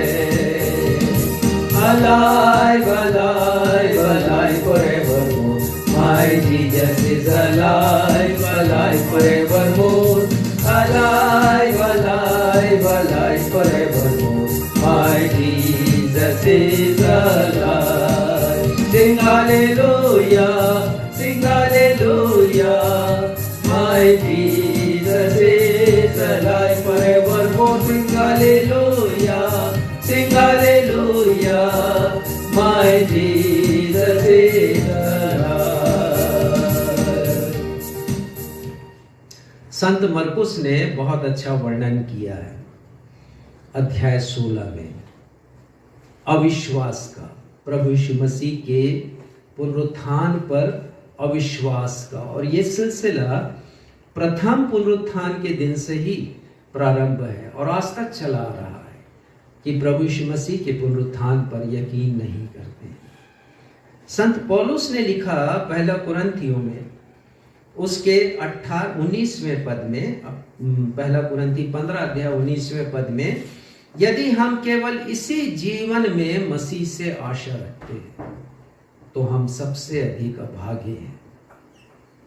इसी जीवन में आशा ना रखें कि वो हमें प्रॉस्पेरिटी देंगे, वो हमें संपन्नता देंगे, हमें भौतिक वस्तुएं प्रदान करेंगे, सुख सुविधा की वस्तुएं प्रदान करेंगे, हमें चंगाई देंगे। केवल यही उम्मीद ना करें यीशु से। इन सबसे ज्यादा, सबसे बड़ी, सबसे विशाल उम्मीद, सबसे विशाल आशा है मृत्यु के बाद जीवन का, जिसे यीशु हमें देना चाहते हैं। और इसीलिए वो लिखते हैं इसी जीवन में मसीह से यदि आशा होगी तो we will be the most miserable man on earth. इस दुनिया में सबसे अभागे मनुष्य हम होंगे। और वो कहते हैं कि यदि मृतक जिलाए नहीं जाएंगे तो आओ खाओ पियो और मर जाओ। पद संख्या 32 में उन्होंने कहा फिर आनंद मनाओ। यदि हमारे पास आशा नहीं है तो फिर काहे के लिए फिर हम जीवन को के बारे में सोचें। परंतु वो कहते हैं कि हम सब बदल जाएंगे। तो मैं बता रहा था कि मरकुस, संत मरकुस ने बहुत अच्छा विवरण दिया अविश्वास का। और हम पढ़ते हैं मरकुस 16वें अध्याय के पहले पद में हम पढ़ते हैं कि वहां प्रभु यीशु मसीह की शिष्याएं हैं जो प्रभु यीशु मसीह के शव के ऊपर, उनकी मृतक देह के ऊपर सुगंधित वस्तुओं को लगाने के लिए, ताकि वो उसे सुरक्षित रख सके, प्रिजर्व करके रख सके, वो गई हैं बड़ी सुबह के समय। और तीसरे पद को पढ़िएगा। तीसरे पद में लिखा है, और आपस में कहती थी हमारे लिए कब्र के द्वार पर से पत्थर कौन लुढ़काएगा। हाँ, अब देखिए यहाँ पर 4 बातें हैं। उनके वो गई तो हैं यीशु मसीह के कब्र के ऊपर, लेकिन उनके मनन का जो पॉइंट ऑफ फोकस है, मनन का केंद्र है, ध्यान का केंद्र, वो केवल 4 निर्जीव वस्तुएं हैं। जैसे यीशु का कब्र, उनके मन में यह है कि उन्हें यीशु के कब्र पर जाना है। उन्होंने सुगंधित वस्तुएं ली हैं शरीर पर मलने के लिए, वो भी निर्जीव है। जिस पर मलना है उनके मन में यीशु का शव है, वो भी निर्जीव है। और उनके मन में कब्र का द्वार है, जो एक समस्या है कि कब्र को लुढ़काएगा कौन। अब बड़े आश्चर्यजनक बात हमें ये लगती है कि प्रभु यीशु मसीह ने बार बार कहा था शिष्यों से, और हम समझते हैं शिष्यों से भी उन्होंने कहा था। मत्ती 16, 21, 22, 17 अध्याय 21, 23 और 20वें अध्याय के 17 से 19 पद में, मैं यरूशलेम जाऊंगा, मैं पकड़वाया जाऊंगा, क्रूस पर चढ़ाया जाऊंगा, लेकिन हर स्थान पर लिखा तीसरे दिन जी उठूंगा। तो यकीन करना था प्रभु यीशु मसीह के शिष्यों को, प्रभु यीशु मसीह के शिष्य को। लेकिन संदेह है प्रभु यीशु मसीह के पुनरुत्थान के ऊपर। और मैं कहना चाहता हूं कि हमें ये संदेह नहीं होना चाहिए। आज भी बहुत से लोग कब्रिस्तान जाते हैं। मैं इसके विषय में भी चर्चा कर चुका हूं आपको आपसे पुनरुत्थान पर्व के दिन क्यों जाते हैं, हम अपने विश्वास को प्रकट करें। स्वर्गदूत ने कहा था शिष्यों से, तीनों शिष्यों से, तुम जाओ यहाँ से, कब्रिस्तान से जाओ, यीशु के जीवित होने का प्रचार करो। मत्ती 16वें अध्याय में ही ये लिखा हुआ है। तीसरी बात जो हम देखते हैं,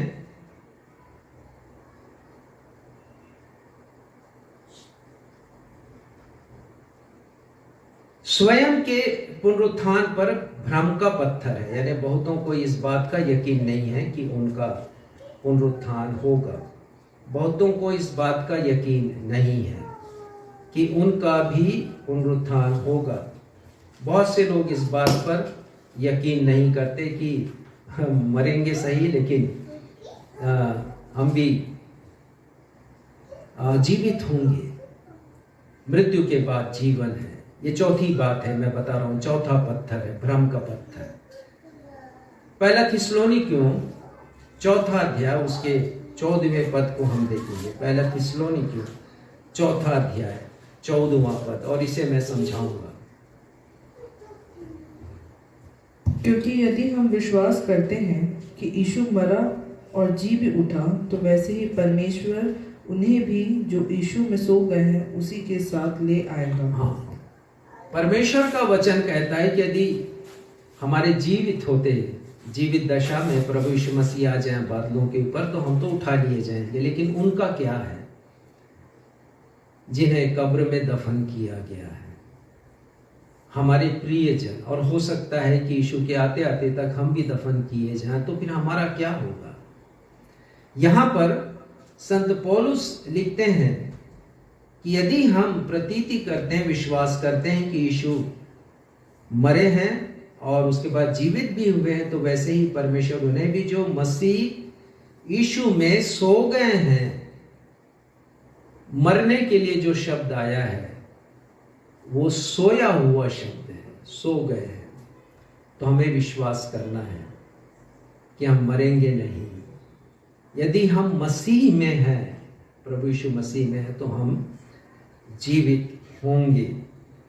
तो प्रभु यीशु मसीह कैसे जीवित हुए उसका एक वर्णन मैं आपके सामने रखूंगा, और एक नया विचार, नया दृष्टिकोण मुझे प्राप्त हुआ। मैं चाहता हूं कि इसके बारे में मैं आपको बताऊं, और मैं फिर से ले चलूंगा मत्ती उसके 28वें अध्याय की ओर। और यहां पर हम पढ़ते हैं कि प्रभु यीशु मसीह की शिष्याएं पहुंची हैं यीशु को देखने के लिए, यीशु के कब्र पर आई हैं, पहले पद में। और दूसरा पद पढ़िएगा, मत्ती 28 और उसका दूसरा पद देखिएगा। बहुत खास बात है जिसे मैं आज आपको बताना चाह रहा हूं। और देखो, एक बड़ा भूकंप हुआ, क्योंकि प्रभु का एक दूत स्वर्ग से उतरा और पास आकर उसने पत्थर को लुढ़का दिया और उस पर बैठ गया। देखिए, अनेक बार प्रचार किया जाता है कि प्रभु यीशु मसीह कब्र के भीतर उनकी देह रखी गई है, उनका शव है, और तीसरे दिन वो जीवित हो गए। अब निकले तो कैसे निकले? तो बहुत से लोग इस प्रकार की व्याख्या करते हैं कि प्रभु यीशु मसीह ने अपनी वाणी से या तो उस कब्र के पत्थर को हटा दिया, आदेश दिया उसे हट जाओ, और वो हट गया, या फिर स्पर्श किया होगा और उसे हटा दिया होगा। लेकिन वास्तविकता ये नहीं है। वास्तविकता क्या है?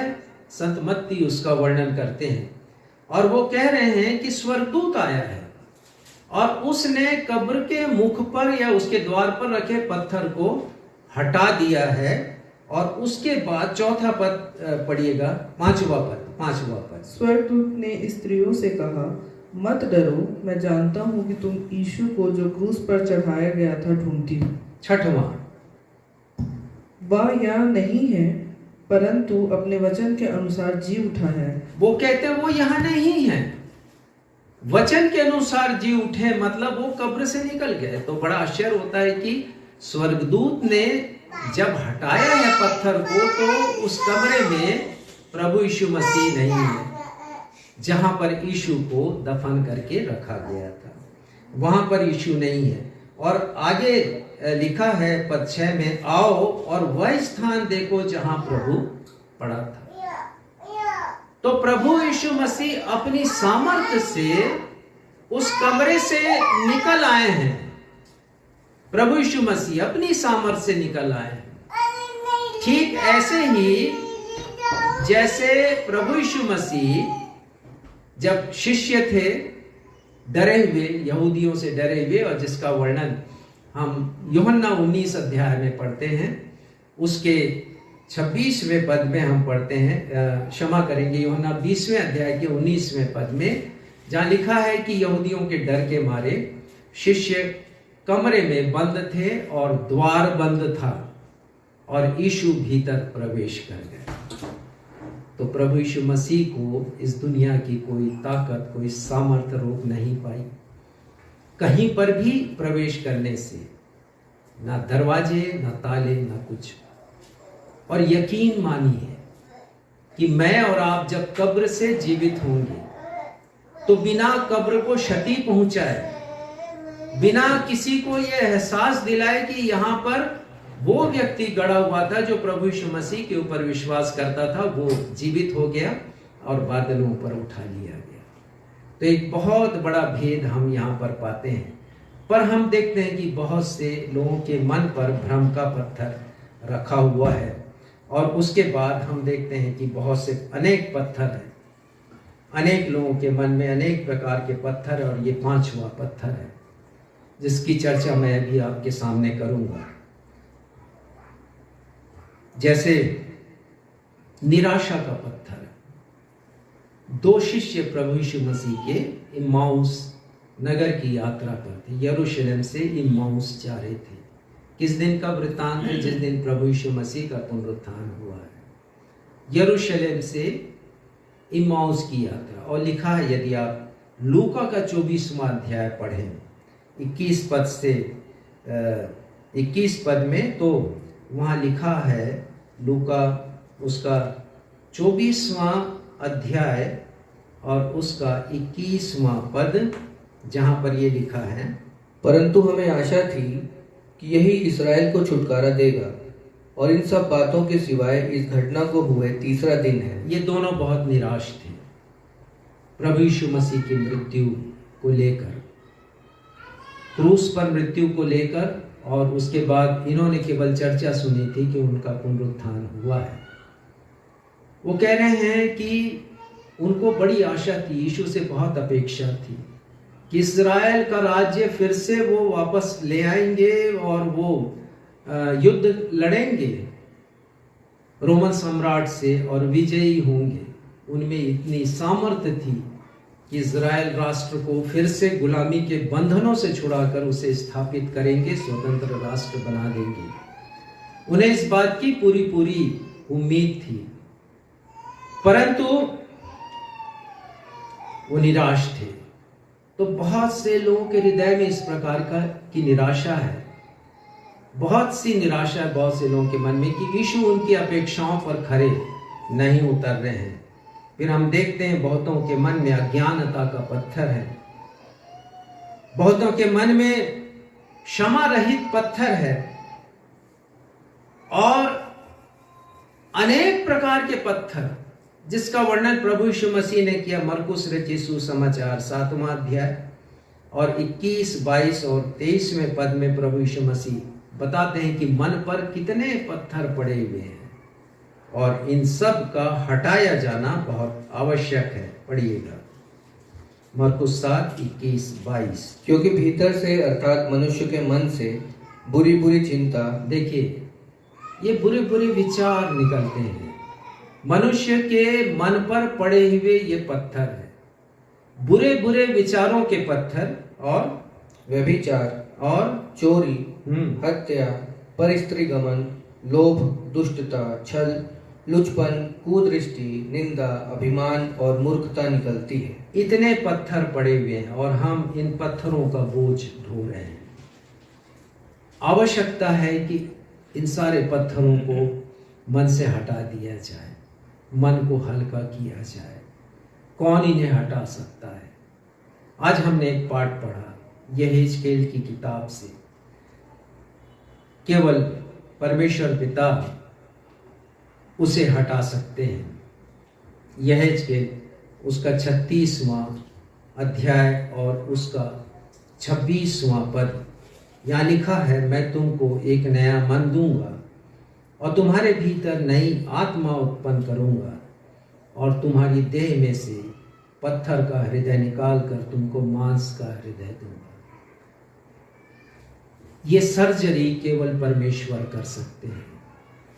पत्थर का हृदय निकाल कर मांस का हृदय देंगे।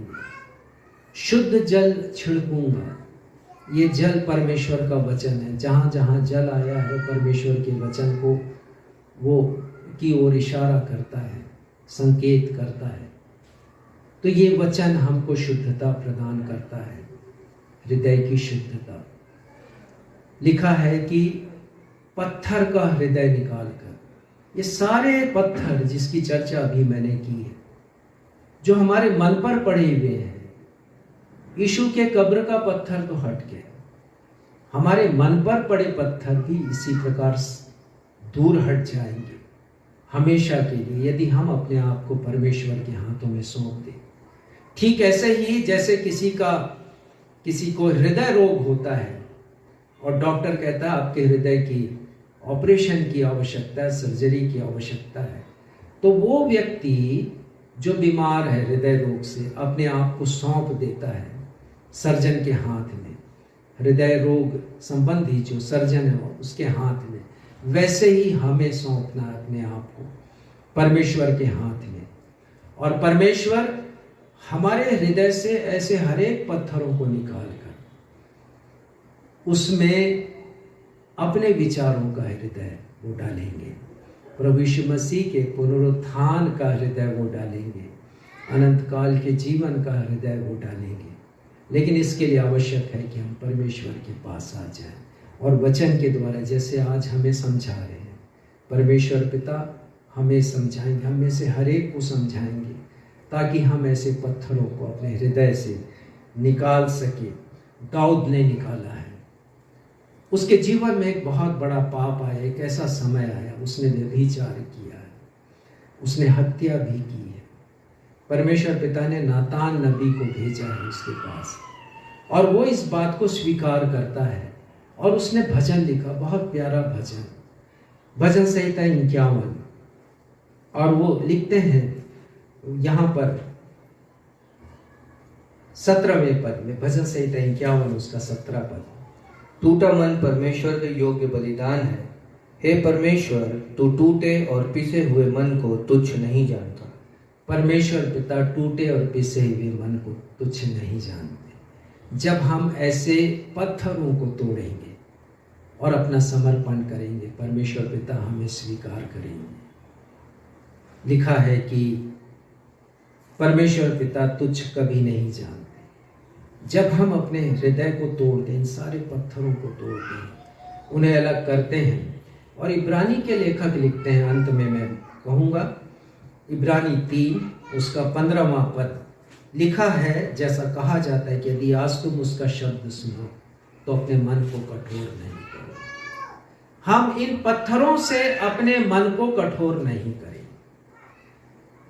और आगे उदाहरण दिया है, जैसा मस्सा और मरीबा में इजरायलियों ने अपने मन को कठोर किया, परमेश्वर की आवाज को नहीं सुना और परमेश्वर ने दंडित किया है उन सारे लोगों को जो मिस्र के राजा फिरौन के दासत्व से निकले थे।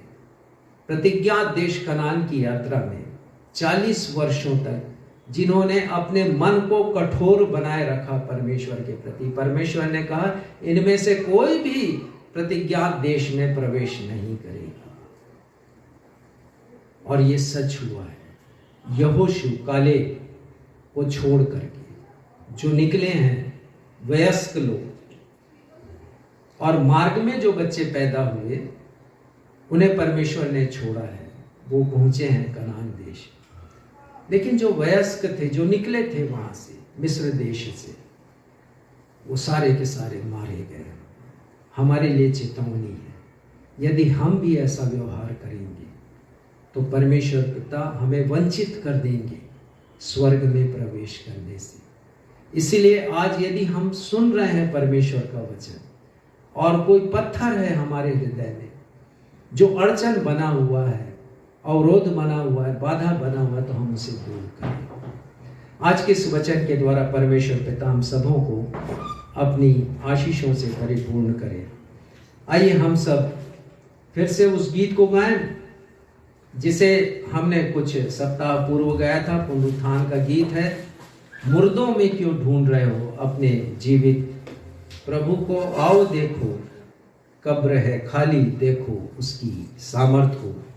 तो हम प्रभु यीशु मसीह की सामर्थ को देखते हैं और वही सामर्थ हमारे जीवन में भी काम करेगी और वही सामर्थ हमें पुनरुत्थान प्रदान करेगा।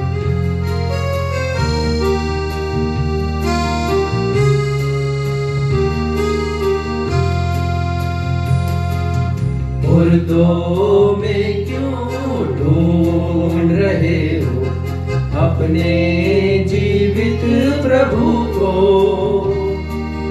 आओ देखो कब्र है खाली, देखो उसकी सामर्थ को। मुर्दों में क्यों ढूंढ रहे हो अपने जीवित प्रभु को, आओ देखो कब्र है खाली, देखो उसकी सामर्थ को।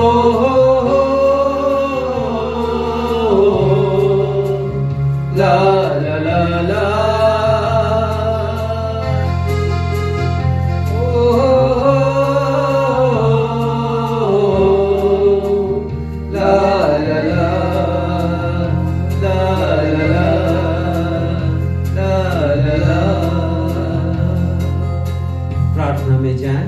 हमारे परमेश्वर पिता, हम धन्यवाद देते हैं कि एक व्यवहारिक विषय के द्वारा आज आपने हमें शिक्षा दी कि हमें उन पत्थरों को हटाना है जिन्होंने हमारे हृदय पर कब्जा कर रखा है। हर एक उस पत्थर को पिता जिसे आपने आज अपने वचन के द्वारा हमें बता दिया है, होने दीजिए पिता कि हम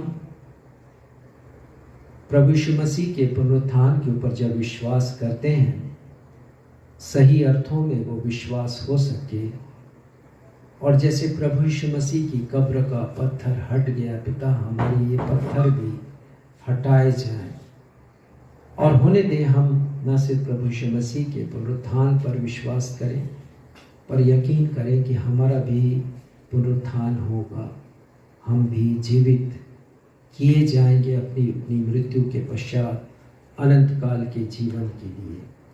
तो पिता हम धन्यवाद देते हैं, प्रार्थना करते हैं पिता हम में से जितनों ने आज के वचन को सुना है वो इसे कार्य रूप में परिणित करें, आत्मसात करें, इस पर चलने वाले बने, ऐसी कृपा कीजिएगा। धन्यवाद के साथ इस प्रार्थना को आपके बेटे हमारे उद्धारकर्ता प्रभु यीशु के नाम से मांगते हैं, सुनिए, ग्रहण कीजिए।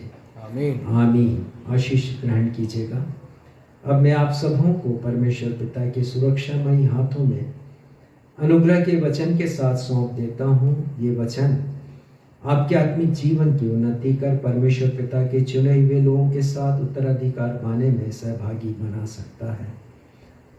अब हमारे अद्वैत पिता परमेश्वर का प्रेम, हमारे प्रभु यीशु मसीह का अनुग्रह और शांतिदायक पवित्र आत्मा की सहभागिता हम में से प्रत्येक के साथ युगानुयुग बनी रहे। कलीसिया कहे आमीन आमीन। जय मसीह की जय।